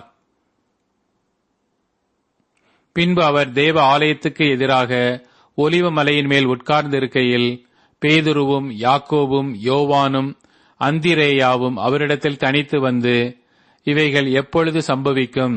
இவைகள் எல்லாம் நிறைவேறும் காலத்துக்கு அடையாளம் என்ன? எங்களுக்கு சொல்ல வேண்டும் என்றார்கள். இயேசு அவர்களுக்கு பிரதியுத்தரமாக, ஒருவனும் உங்களை வஞ்சியாதபடிக்கு எச்சரிக்கையாயிருங்கள். ஏனெனில் அநேகர் வந்து என் நாமத்தைக் கொண்டு நானே கிறிஸ்து என்று சொல்லி அநேகரை வஞ்சிப்பார்கள். யுத்தங்களையும் யுத்தங்களின் செய்திகளையும் கேள்விப்படும்போது கலங்காதேயுங்கள். இவைகள் எல்லாம் சம்பவிக்க வேண்டியதே, ஆனாலும் முடிவு உடனே வராது. ஜனத்துக்கு விரோதமாய் ஜனமும் ராஜ்யத்துக்கு விரோதமாய் ராஜ்யமும் எழும்பும். பூமி அதிர்ச்சிகளும் பல இடங்களில் உண்டாகும். பஞ்சங்களும் கலகங்களும் உண்டாகும். இவைகள் வேதனைகளுக்கு ஆரம்பம். நீங்களோ எச்சரிக்கையாயிருங்கள். ஏனெனில் உங்களை ஆலோசனை சங்கங்களுக்கு ஒப்புக் கொடுப்பார்கள். நீங்கள் ஜெப ஆலயங்களில் அடிக்கப்படுவீர்கள். என் நிமித்தம் தேசாதிபதிகளுக்கும் அதிகாரிகளுக்கும் சாட்சியாக அவர்களுக்கு முன்பாக நிறுத்தப்படுவீர்கள். சகல ஜாதிகளுக்கும் சுவிசேஷகம் முந்தி பிரசங்கிக்கப்பட வேண்டும். அவர்கள் உங்களை கொண்டு போய் ஒப்புக் கொடுக்கும்போது நீங்கள் என்ன பேசுவோம் என்று முன்னதாக கவலைப்படாமலும் சிந்தியாமலும் இருங்கள். அந்நாளிகையிலே எது உங்களுக்கு அருள் செய்யப்படுமோ அதையே பேசுங்கள். ஏனெனில் பேசுகிறவர் நீங்கள் அல்ல, பரிசுத்த ஆவியே பேசுகிறவர். அன்றியும் சகோதரன் சகோதரனையும் தகப்பன் பிள்ளைகளையும் மரணத்துக்கு ஒப்புக் கொடுப்பார்கள். பெற்றோருக்கு விரோதமாக பிள்ளைகள் எழும்பி அவர்களை கொலை செய்வார்கள். என் நாமத்து நிமித்தம் எல்லாராலும் பகைக்கப்படுவீர்கள். முடிவு பரியந்தம் நிலை நிற்பவனே ரட்சிக்கப்படுவான். மேலும் பாழாக்குகிற அருவருப்பை குறித்து தானியேல் தீர்க்கதரிசி சொல்லி இருக்கிறானே, வாசிக்கிறவன் சிந்திக்க கடவன். அது நிற்க தகாத இடத்திலே நீங்கள் அதை நிற்க காணும்போது யூதேயாவில் இருக்கிறவர்கள் மலைகளுக்கு ஓடிப்போக கடவர்கள். வீட்டின் மேல் இருக்கிறவன் தன் வீட்டிற்குள் இறங்காமலும் தன் வீட்டில் எதையாகிலும் எடுத்துக்கொள்ள உள்ளே போகாமலும் இருக்க கடவன். வயலில் இருக்கிறவன் தன் வஸ்திரத்தை எடுப்பதற்கு பின்னிட்டு திரும்பாதிருக்க கடவன். அந்நாட்களிலே கர்ப்பவதிகளுக்கும் பால் கொடுக்கிறவர்களுக்கும் ஐயோ! நீங்கள் ஓடிப்போவது மாறி காலத்திலே சம்பவியாதபடிக்கு வேண்டிக் கொள்ளுங்கள். ஏனெனில் தேவன் உலகத்தை சிருஷ்டித்தது முதல் இதுவரைக்கும் சம்பவித்திராததும் இனிமேலும் சம்பவியாததுமான மிகுந்த உபத்திரவம் அந்நாட்களில் உண்டாயிருக்கும். கர்த்தர் அந்நாட்களை குறைத்திராவிட்டால் ஒருவனாகிலும் தப்பிப் போவதில்லை. தாம் தெரிந்து கொண்டவர்கள் நிமித்தமோ அவர் அந்த நாட்களை குறைத்திருக்கிறார். அப்பொழுது இதோ கிறிஸ்து இங்கே இருக்கிறார், அதோ அங்கே இருக்கிறார் என்று எவனாகிலும் சொன்னால் நம்பாதேயுங்கள். ஏனெனில் கள்ள கிறிஸ்துக்களும் கள்ள தீர்க்கதரிசிகளும் எழும்பி கூடுமானால் தெரிந்து கொள்ளப்பட்டவர்களையும் வஞ்சிக்கத்தக்கதாக அடையாளங்களையும் அற்புதங்களையும் செய்வார்கள். நீங்களோ எச்சரிக்கையாயிருங்கள். இதோ எல்லாவற்றையும் முன்னதாக உங்களுக்கு அறிவித்திருக்கிறேன். அந்நாட்களிலே அந்த உபத்திரவத்திற்கு பின்பு சூரியன் அந்தகாரப்படும், சந்திரன் ஒளியை கொடாதிருக்கும், வானத்தின் நட்சத்திரங்கள் விழும், வானங்களிலுள்ள சத்துவங்களும் அசைக்கப்படும். அப்பொழுது மனுஷகுமாரன் மிகுந்த வல்லமையோடும் மகிமையோடும் மேகங்களின் மேல் வருகிறதை காண்பார்கள். அப்பொழுது அவர் தம்முடைய தூதரை அனுப்பி தாம் தெரிந்து கொண்டவர்களை பூமியின் கடைமுனை முதற்கொண்டு வானத்தின் கடைமுனை மட்டுமல்ல 4 திசைகளிலும் இருந்து கூட்டிச் சேர்ப்பார். அத்தி மரத்தினால் ஒரு உவமையை கற்றுக்கொள்ளுங்கள். அதிலே இளங்கிளை தோன்றி துளிர் விடும்போது வசந்த காலம் சமீபமாயிற்று என்று அறிவீர்கள். அப்படியே இவைகள் சம்பவிக்கிறதை நீங்கள் காணும்போது அவர் சமீபமாய் வாசல் அருகே வந்திருக்கிறார் என்று அறியுங்கள். இவைகளெல்லாம் சம்பவிக்கும் முன்னே இந்த சந்ததி ஒளிந்து போகாதென்று மெய்யாகவே உங்களுக்கு சொல்லுகிறேன். வானமும் பூமியும் ஒளிந்து போம், என் வார்த்தைகளோ ஒளிந்து போவதில்லை. அந்த நாளையும் அந்த நாளிகையையும் பிதா ஒருவர் தவிர மற்றொருவனும் அறியான். பரலோகத்திலுள்ள தூதர்களும் அறியார்கள், குமாரனும் அறியார். அக்காலத்தை நீங்கள் அறியாதபடியால் எச்சரிக்கையாயிருங்கள், விழித்திருந்து ஜெபம் பண்ணுங்கள். ஒரு மனுஷன் தன் வீட்டை விட்டு புற தேசத்துக்கு போக எத்தனிக்கும் போது தன் ஊழியக்காரருக்கு அதிகாரம் கொடுத்து அவனவனுக்கு தன் தன் வேலையையும் நியமித்து விழித்திருக்கும்படிக்கு காவல்காரனுக்கு கற்பிப்பான். அப்படியே நீங்களும் விழித்திருங்கள். ஏனெனில் வீட்டெஜமான் சாயங்காலத்திலோ நடு ராத்திரியிலோ சேவல் கூவும் நேரத்திலோ காலையிலோ எப்பொழுது வருவான் என்று நீங்கள் அறியீர்கள். நீங்கள் நினையாத வேளையில் அவன் வந்து உங்களை தூங்குகிறவர்களாக கண்டுபிடியாதபடிக்கு விழித்திருங்கள். நான் உங்களுக்கு சொல்லுகிறதை எல்லாருக்கும் சொல்லுகிறேன், விழித்திருங்கள் என்றார். மார்க்கு அதிகாரம் 14. 2 நாளைக்கு பின்பு புளிப்பில்லாத அப்பம் சாப்பிடுகிற பஸ்கா பண்டிகை வந்தது. அப்பொழுது பிரதான ஆசாரியரும் வேத பாரகரும் அவரை தந்திரமாய் பிடித்து கொலை செய்யும்படி வகை தேடினார்கள். ஆகிலும் ஜனங்களுக்குள்ளே கலகம் உண்டாகாதபடிக்கு பண்டிகையிலே அப்படி செய்யலாகாது என்றார்கள். அவர் பெத்தானியாவில் குஷ்டரோகியாயிருந்த சீமோன் வீட்டிலே போஜன பந்தி இருக்கையில் ஒரு ஸ்திரீ விலையேறப்பட்ட நலதம் என்னும் உத்தம தைலமுள்ள வெள்ளைக்கல் பரணியை கொண்டு வந்து அதை உடைத்து அந்த தைலத்தை அவர் சிரசின் மேல் ஊற்றினாள். அப்பொழுது சிலர் தங்களுக்குள்ளே விசனமடைந்து, இந்த தைலத்தை இப்படி வீணாய் செலவழிப்பானேன், இதை 300 பணத்திற்கு அதிகமான கிரயத்துக்கு விற்று தரித்திரருக்கு கொடுக்கலாமே என்று சொல்லி அவளை குறித்து முறுமுறுத்தார்கள். இயேசு அவர்களை நோக்கி, அவளை விட்டு விடுங்கள், ஏன் அவளை தொந்தரவு படுத்துகிறீர்கள்? என்னிடத்தில் நற்கிரியையை செய்திருக்கிறாள். தரித்திரர் எப்போதும் உங்களிடத்தில் இருக்கிறார்கள். உங்களுக்கு மனதுண்டாகும் போதெல்லாம் நீங்கள் அவர்களுக்கு நன்மை செய்யலாம். நானோ எப்போதும் உங்களிடத்தில் இரேன். இவள் தன்னால் இயன்றதை செய்தால், நான் அடக்கம் பண்ணுவதற்கு எத்தனமாக என் சரீரத்தில் தைலம் பூச முந்திக் கொண்டாள். இந்த சுவிசேஷம் உலகத்தில் எங்கெங்கே பிரசங்கிக்கப்படுமோ அங்கங்கே இவளை நினைப்பதற்காக இவள் செய்ததும் சொல்லப்படும் என்று மெய்யாகவே உங்களுக்கு சொல்லுகிறேன் என்றார். அப்பொழுது 12 ஒருவனாகிய யூதாஸ் காரியோத்து என்பவன் அவரை பிரதான ஆசாரியருக்கு காட்டிக் கொடுக்கும்படி அவர்களிடத்திற்கு போனான். அவர்கள் அதை கேட்டு சந்தோஷப்பட்டு அவனுக்கு பணம் கொடுப்போம் என்று வாக்குத்தத்தம் பண்ணினார்கள். அவன் அவரை காட்டிக் கொடுப்பதற்கு தகுந்த சமயம் பார்த்து கொண்டிருந்தான். பஸ்காவை பலியிடும் நாளாகிய புளிப்பில்லாத அப்பம் சாப்பிடுகிற முதலாம் நாளிலே அவருடைய சீஷர்கள் அவரிடத்தில் வந்து, நீர் பஸ்காவை புசிப்பதற்கு நாங்கள் எங்கே போய் ஆயத்தம் பண்ண சித்தமாயிருக்கிறீர் என்று கேட்டார்கள். அவர் தம்முடைய சீஷரில் 2 பேரை நோக்கி, நீங்கள் நகரத்திற்குள்ளே போங்கள். அங்கே தண்ணீர் குடம் சுமந்து வருகிற ஒரு மனுஷன் உங்களுக்கு எதிர்ப்படுவான். அவன் பின்னே போங்கள். அவன் எந்த வீட்டிற்குள் பிரவேசிக்கிறானோ அந்த வீட்டு எஜமானை நோக்கி, நான் என் சீஷரோடும் கூட பஸ்காவை புசிக்கிறதற்கு தகுதியான இடம் எங்கே என்று போதகர் கேட்கிறார் என்று சொல்லுங்கள். அவன் கம்பளம் முதலானவைகளை விரித்து ஆயத்தம் பண்ணப்பட்டிருக்கிற விஸ்தாரமான மேல் வீட்டறையை உங்களுக்கு காண்பிப்பான். அங்கே நமக்காக ஆயத்தம் பண்ணுங்கள் என்று சொல்லி அனுப்பினார். அப்படியே அவருடைய சீஷர் புறப்பட்டு நகரத்தில் போய் தங்களுக்கு அவர் சொன்னபடியே கண்டு பஸ்காவை ஆயத்தம் பண்ணினார்கள். சாயங்காலமான போது அவர் 12 கூட அவ்விடத்திற்கு வந்தார். அவர்கள் பந்தி அமர்ந்து போஜனம் பண்ணுகையில் இயேசு அவர்களை நோக்கி, என்னுடனே புசிக்கிற உங்களில் ஒருவன் என்னை காட்டிக் கொடுப்பான் என்று மெய்யாகவே உங்களுக்கு சொல்லுகிறேன் என்றார். அப்பொழுது அவர்கள் துக்கமடைந்து, நானோ நானோ என்று ஒவ்வொருவரும் அவரிடத்தில் கேட்கத் தொடங்கினார்கள். அவர் பிரதியுத்தரமாக, என்னுடனே கூட தாளத்தில் கையிடுகிறவனாகிய 12 ஒருவனே அவன் என்று சொல்லி, மனுஷகுமாரன் தம்மை குறித்து எழுதியிருக்கிறபடியே போகிறார். ஆகிலும் எந்த மனுஷனால் மனுஷகுமாரன் காட்டிக் கொடுக்கப்படுகிறாரோ அந்த மனுஷனுக்கு ஐயோ, அந்த மனுஷன் பிறவாதிருந்தானால் அவனுக்கு நலமாயிருக்கும் என்றார்.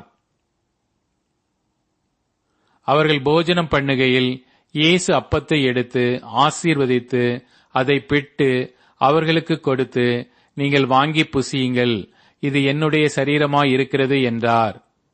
பின்பு பாத்திரத்தையும் எடுத்து ஸ்தோத்திரம் பண்ணி அதை அவர்களுக்கு கொடுத்தார். அவர்கள் எல்லாரும் அதிலே பானம் பண்ணினார்கள். அப்பொழுது அவர் அவர்களை நோக்கி, இது அநேகருக்காக சிந்தப்படுகிற புது உடன்படிக்கைக்குரிய என்னுடைய இரத்தமாயிருக்கிறது.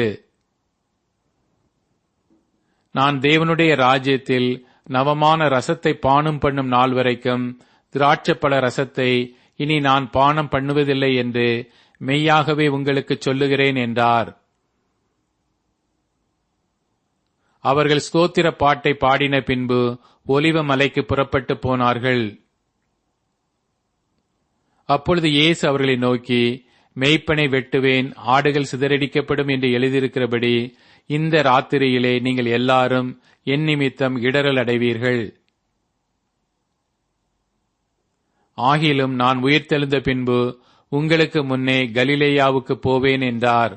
அதற்கு பேதுரு, உமது நிமித்தம் எல்லாரும் இடறல் அடைந்தாலும் நான் இடறல் அடையேன் என்றான். இயேசு அவனை நோக்கி, இன்றைக்கு இந்த ராத்திரியிலே சேவல் 2 தரம் கூவுகிறதற்கு முன்னே நீ 3 தரம் என்னை மறுதலிப்பாய் என்று மெய்யாகவே உனக்கு சொல்லுகிறேன் என்றார். அதற்கு அவன், நான் உம்மோடே மரிக்க வேண்டியதாயிருந்தாலும் உம்மை மறுதலிக்க மாட்டேன் என்று உறுதியாய் சொன்னான். எல்லாரும் அப்படியே சொன்னார்கள். பின்பு கெத்செமனே என்னப்பட்ட இடத்திற்கு வந்தார்கள். அப்பொழுது அவர் தம்முடைய சீஷர்களை நோக்கி, நான் ஜெபம் பண்ணும் அளவும் இங்கே உட்கார்ந்திருங்கள் என்று சொல்லி பேதுருவையும் யாக்கோபையும் யோவானையும் தம்மோடே கூட்டிக் கொண்டு போய் திகிலடையவும் மிகவும் வியாகுலப்படவும் தொடங்கினார். அப்பொழுது அவர், என் ஆத்துமா மரணத்துக்கு ஏதுவான துக்கம் கொண்டிருக்கிறது, நீங்கள் இங்கே தங்கி விழித்திருங்கள் என்று சொல்லி சற்று அப்புறம் போய் தரையிலே விழுந்து, அந்த வேளை தம்மை விட்டு நீங்கிப் போக கூடுமானால் அது நீங்க வேண்டும் என்று வேண்டிக் கொண்டு, அப்பா பிதாவே, எல்லாம் உம்மாலே கூடும், இந்த பாத்திரத்தை என்னிலிருந்து எடுத்து போடும், ஆகிலும் என் சித்தத்தின்படி அல்ல உம்முடைய சித்தத்தின்படி ஆகக் கடவது என்றார். பின்பு அவர் வந்து அவர்கள் நித்திரை பண்ணுகிறதைக் கண்டு பேதுருவை நோக்கி, சீமோனே, நித்திரை பண்ணுகிறாயா? 1 மணி நேரம் நீ விழித்திருக்க கூடாதா? நீங்கள் சோதனைக்குட்படாதபடிக்கு விழித்திருந்து ஜெபம் பண்ணுங்கள். ஆவி உற்சாகம் உள்ளதுதான், மாம்சமோ பலவீனம் உள்ளது என்றார். அவர் மறுபடியும் போய் அந்த வார்த்தைகளையே சொல்லி ஜெபம் பண்ணினார். அவர் திரும்ப வந்தபோது அவர்கள் மறுபடியும் நித்திரை பண்ணுகிறதைக் கண்டார். அவருடைய கண்கள் மிகுந்த நித்திரை மயக்கம் அடைந்திருந்தபடியால் தாங்கள் மறுமொழியாக அவருக்குச் சொல்வது இன்னதென்று அறியாதிருந்தார்கள். அவர் 3ஆம் தரம் வந்து, இனி நித்திரை பண்ணி இளைப்பாருங்கள், போதும் வேளை வந்தது, இதோ மனுஷகுமாரன் பாவிகளுடைய கையில் ஒப்புக் கொடுக்கப்படுகிறார், என்னை காட்டிக் கொடுக்கிறவன் இதோ வந்துவிட்டான், எழுந்திருங்கள் போவோம் என்றார். உடனே அவர் இப்படி பேசுகையில் 12 ஒருவனாகிய யூதாஸ் வந்தான். அவனோடே கூட பிரதான ஆசாரியரும் வேத பாரகரும் மூப்பரும் அனுப்பின திரளான ஜனங்கள் பட்டயங்களையும் தடிகளையும் பிடித்துக் கொண்டு வந்தார்கள். அவரை காட்டிக் கொடுக்கிறவன், நான் எவனை முத்தம் செய்வேனோ அவன்தான், அவனை பிடித்து பத்திரமாய் கொண்டு போங்கள் என்று அவர்களுக்கு குறிப்பு சொல்லியிருந்தான். அவன் வந்தவுடனே அவர் அண்டையில் சேர்ந்து ரபி ரபி என்று சொல்லி அவரை முத்தம் செய்தான். அப்பொழுது அவர்கள் அவர் மேல் கை போட்டு அவரை பிடித்தார்கள். அப்பொழுது கூட நின்றவர்களில் ஒருவன் கத்தியை உருவி பிரதான ஆசாரியனுடைய வேலைக்காரனை காதர வெட்டினான். இயேசு அவர்களை நோக்கி, கள்ளனை பிடிக்க புறப்படுகிறது போல நீங்கள் பட்டயங்களையும் தடிகளையும் எடுத்துக்கொண்டு என்னை பிடிக்க வந்தீர்கள். நான் தினந்தோறும் உங்கள் நடுவிலே தேவ ஆலயத்தில் உபதேசம் பண்ணிக் கொண்டிருந்தேன்.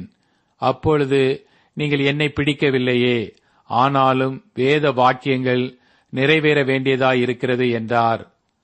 அப்பொழுது எல்லாரும் அவரை விட்டு ஓடிப்போனார்கள். ஒரு வாலிபன் ஒரு துப்பட்டியை மாத்திரம் தன் மேல் போர்த்து கொண்டு அவர் பின்னே போனான். அவனை பிடித்தார்கள். அவன் தன் துப்பட்டியை போட்டுவிட்டு நிர்வாணமாய் அவர்களை விட்டு ஓடிப்போனான். இயேசுவை அவர்கள் பிரதான ஆசாரியனிடத்தில் கொண்டு போனார்கள். அங்கே ஆசாரியர், மூப்பர், வேத பாரகர் எல்லாரும் கூடி வந்திருந்தார்கள். பேதுரு தூரத்திலே அவருக்கு பின் சென்று பிரதான ஆசாரியனுடைய அரமனைக்குள் வந்து சேவகரோட கூட உட்கார்ந்து நெருப்பண்டையிலே குளிர் காய்ந்து கொண்டிருந்தான். அப்பொழுது பிரதான ஆசாரியரும் ஆலோசனை சங்கத்தார் அனைவரும் இயேசுவை கொலை செய்யும்படி அவருக்கு விரோதமாக சாட்சி தேடினார்கள், அகப்படவில்லை. அநேகர் அவருக்கு விரோதமாக பொய் சாட்சி சொல்லியும் அந்த சாட்சிகள் ஒவ்வவில்லை. அப்பொழுது சிலர் எழுந்து, கை வேலையாகிய இந்த தேவாலயத்தை நான் இடித்து போட்டு கை வேலையல்லாத வேறொன்றை 3 நாளைக்குள்ளே கட்டுவேன் என்று இவன் சொன்னதை நாங்கள் கேட்டோம் என்று அவருக்கு விரோதமாய் பொய் சாட்சி சொன்னார்கள். அப்படி சொல்லியும் அவர்கள் சாட்சி ஒவ்வாமற் போயிற்று. அப்பொழுது பிரதான ஆசாரியன் எழுந்து நடுவே நின்று இயேசுவை நோக்கி, இவர்கள் உனக்கு விரோதமாய் சொல்லுகிறதை குறித்து நீ ஒன்றும் சொல்லுகிறதில்லையா என்று கேட்டான்.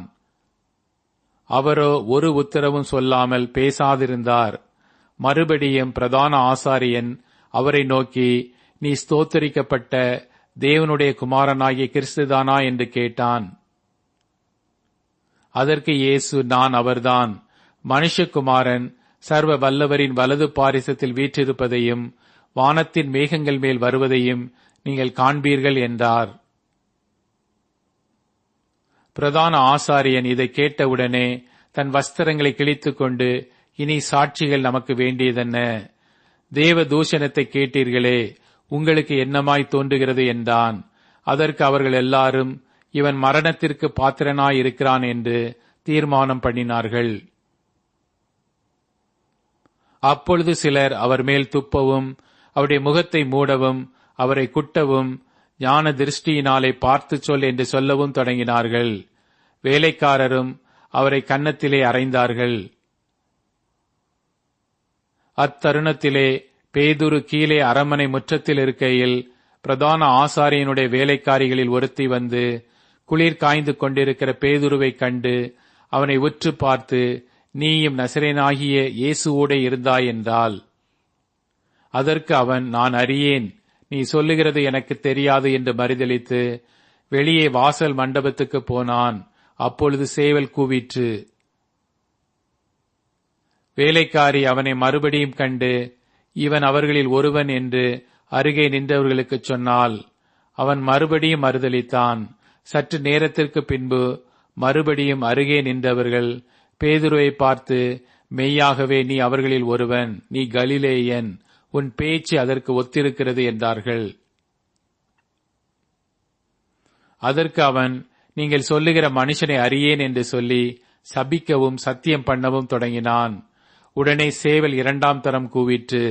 சேவல் 2 தரம் கூவுகிறதற்கு முன்னே, நீ என்னை 3 தரம் மறுதலிப்பாய் என்று இயேசு தனக்கு சொன்ன வார்த்தையை பேதுரு நினைவு கூர்ந்து மிகவும் அழுதான். மார்க்கு அதிகாரம் 15. பொழுது விடிந்தவுடனே பிரதான ஆசாரியரும் மூப்பரும் வேத பாரகரும் ஆலோசனை சங்கத்தார் அனைவரும் கூடி ஆலோசனை பண்ணி இயேசுவை கட்டிக்கொண்டு போய் பிலாத்துவினிடத்தில் ஒப்புக் கொடுத்தார்கள். பிலாத்து அவரை நோக்கி, நீ யூதருடைய ராஜாவா என்று கேட்டான். அதற்கு அவர், நீர் சொல்லுகிறபடிதான் என்றார். பிரதான ஆசாரியர்கள் அவர் மேல் அநேக குற்றங்களை சாட்டினார்கள். அவரோ மாறுத்தரம் ஒன்றும் சொல்லவில்லை. அப்பொழுது பிலாத்து மறுபடியும் அவரை நோக்கி, இதோ இவர்கள் உன்மேல் எத்தனையோ குற்றங்களை சாட்டுகிறார்களே, அதற்கு நீ உத்தரவு ஒன்றும் சொல்லுகிறதில்லையா என்று கேட்டான். இயேசுவோ அப்பொழுதும் உத்தரவு ஒன்றும் சொல்லவில்லை. அதனால் பிலாத்து ஆச்சரியப்பட்டான். காவல் பண்ணப்பட்டவர்களில் எவனை விடுதலையாக்க வேண்டுமென்று ஜனங்கள் கேட்டுக் கொள்வார்களோ அவனை அவர்களுக்காக விடுதலையாக்குவது பண்டிகை தோறும் பிலாத்துவுக்கு வழக்கமாயிருந்தது. கலகம் பண்ணி அந்த கலகத்தில் கொலை செய்து அதற்காக காவல் பண்ணப்பட்டவர்களில் பரபாஸ் எனப்பட்ட ஒருவன் இருந்தான். ஜனங்கள் வழக்கத்தின்படியே தங்களுக்கு ஒருவனை விடுதலையாக்க வேண்டும் என்று சத்தமிட்டு கேட்டுக்கொள்ளத் தொடங்கினார்கள். பொறாமையினாலே பிரதான ஆசாரியர்கள் அவரை ஒப்புக் கொடுத்தார்கள் என்று பிலாத்து அறிந்து அவர்களை நோக்கி, நான் யூதருடைய ராஜாவை உங்களுக்கு விடுதலையாக்க வேண்டும் என்று இருக்கிறீர்களா என்று கேட்டான். பரபாசை தங்களுக்கு விடுதலையாக்க வேண்டும் என்று ஜனங்கள் கேட்டுக் கொள்ளும்படி பிரதான ஆசாரியர்கள் அவர்களை ஏவி விட்டார்கள். பிலாத்து மறுபடியும் அவர்களை நோக்கி, அப்படியானால் யூதருடைய ராஜாவென்று நீங்கள் சொல்லுகிறவனை நான் என்ன செய்ய வேண்டும் என்று கேட்டான். அவனை சிலுவையில் அறையும் என்று மறுபடியும் சத்தமிட்டு சொன்னார்கள். அதற்கு பிலாத்து, ஏன், என்ன பொல்லாப்பு செய்தான் என்றான். அவர்களோ அவனை சிலுவையில் அறையும் என்று பின்னும் அதிகமாய் கூக்குரலிட்டு சொன்னார்கள். அப்பொழுது பிலாத்து ஜனங்களை பிரியப்படுத்த மனதுள்ளவனாய் பரபாசை அவர்களுக்கு விடுதலையாக்கி இயேசுவையோ வாரினால் அடிப்பித்து சிலுவையில் அறையும்படி ஒப்புக் கொடுத்தான்.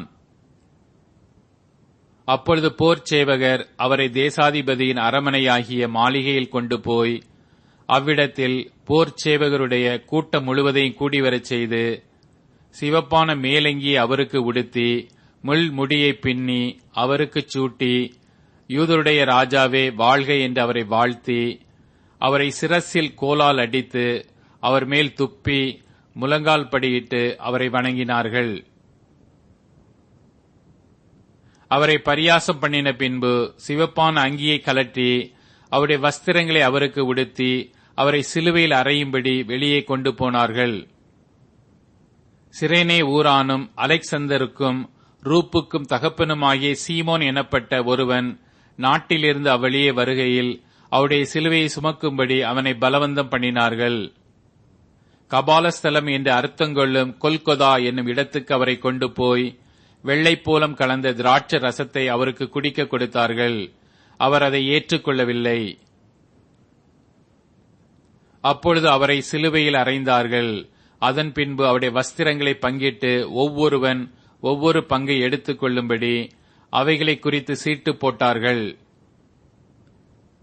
அவரை சிலுவையில் அறைந்த போது 3ஆம் மணி வேளையாயிருந்தது.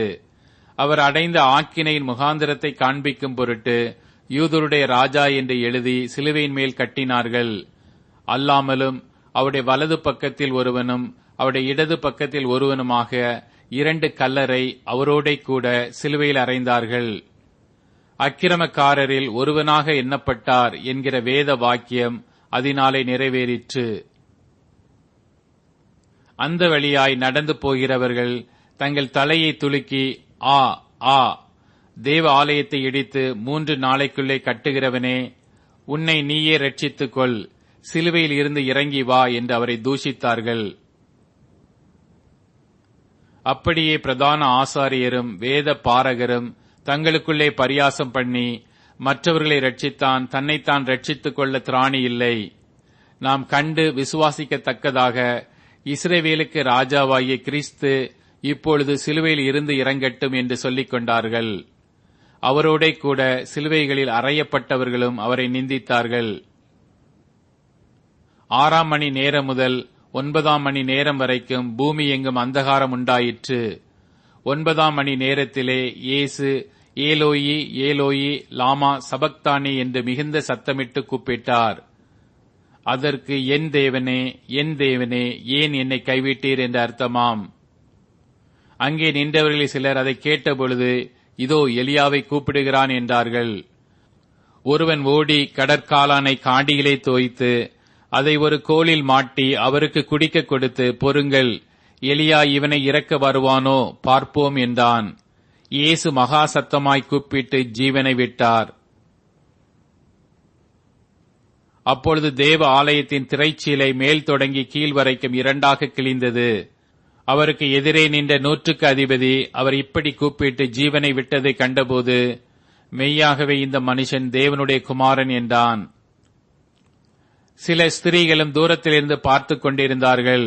அவர் கலிலேயாவில் இருந்தபோது அவருக்கு பின் சென்று ஊழியம் செய்து வந்த மகதலேனா மரியாளும், சின்ன யாக்கோபுக்கும் யோசேக்கும் தாயாகிய மரியாளும், சலோமே என்பவளும், அவருடனே கூட எருசலேமுக்கு வந்திருந்த வேறே அநேக ஸ்திரீகளும் அவர்களோடே இருந்தார்கள். ஓய்வு நாளுக்கு முந்தின நாள் ஆயத்த நாளாயிருந்தபடியால் சாயங்காலமான போது கணம் பொருந்திய ஆலோசனைக்காரனும் அரிமத்தியா ஊரானானும் தேவனுடைய ராஜ்யம் வர காத்திருந்தவனுமாகிய யோசேப்பு என்பவன் வந்து பிலாத்துவினிடத்தில் துணிந்து போய் இயேசுவின் சரீரத்தை கேட்டான்.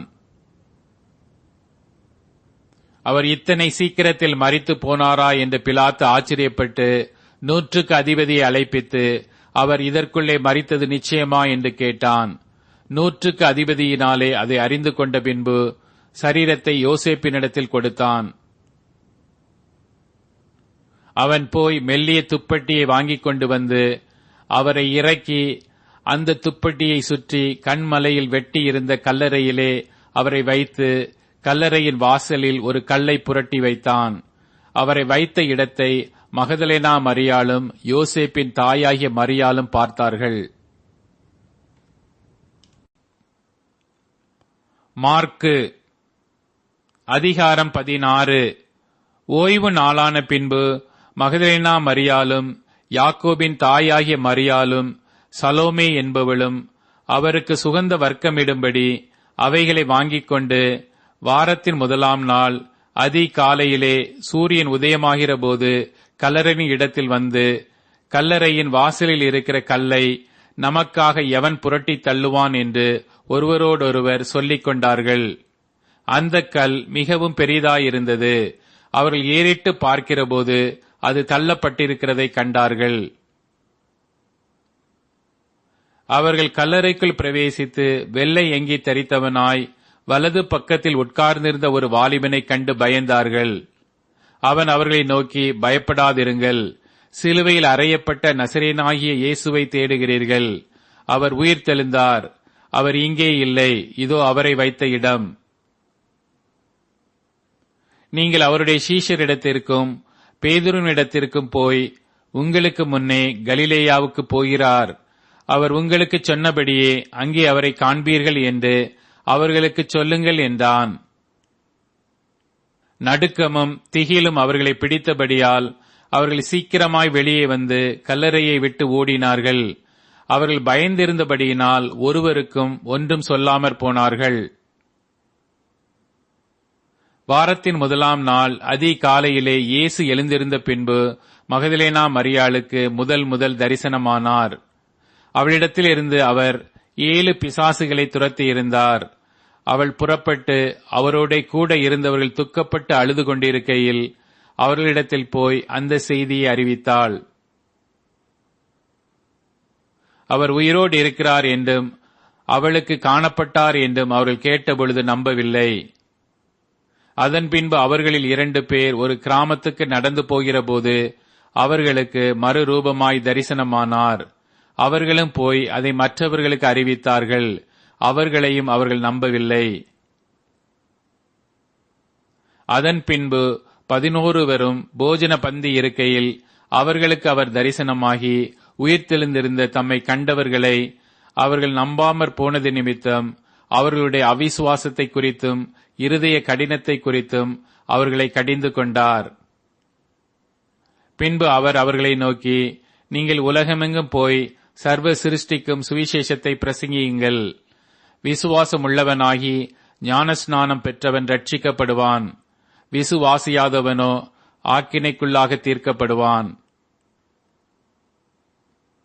விசுவாசிக்கிறவர்களால் நடக்கும் அடையாளங்கள் ஆவன. என் நாமத்தினாலே பிசாசுகளை துரத்துவார்கள், நவமான பாஷைகளை பேசுவார்கள், சர்ப்பங்களை எடுப்பார்கள், சாவுக்கேதுவான யாதொன்றை குடித்தாலும் அது அவர்களை சேதப்படுத்தாது.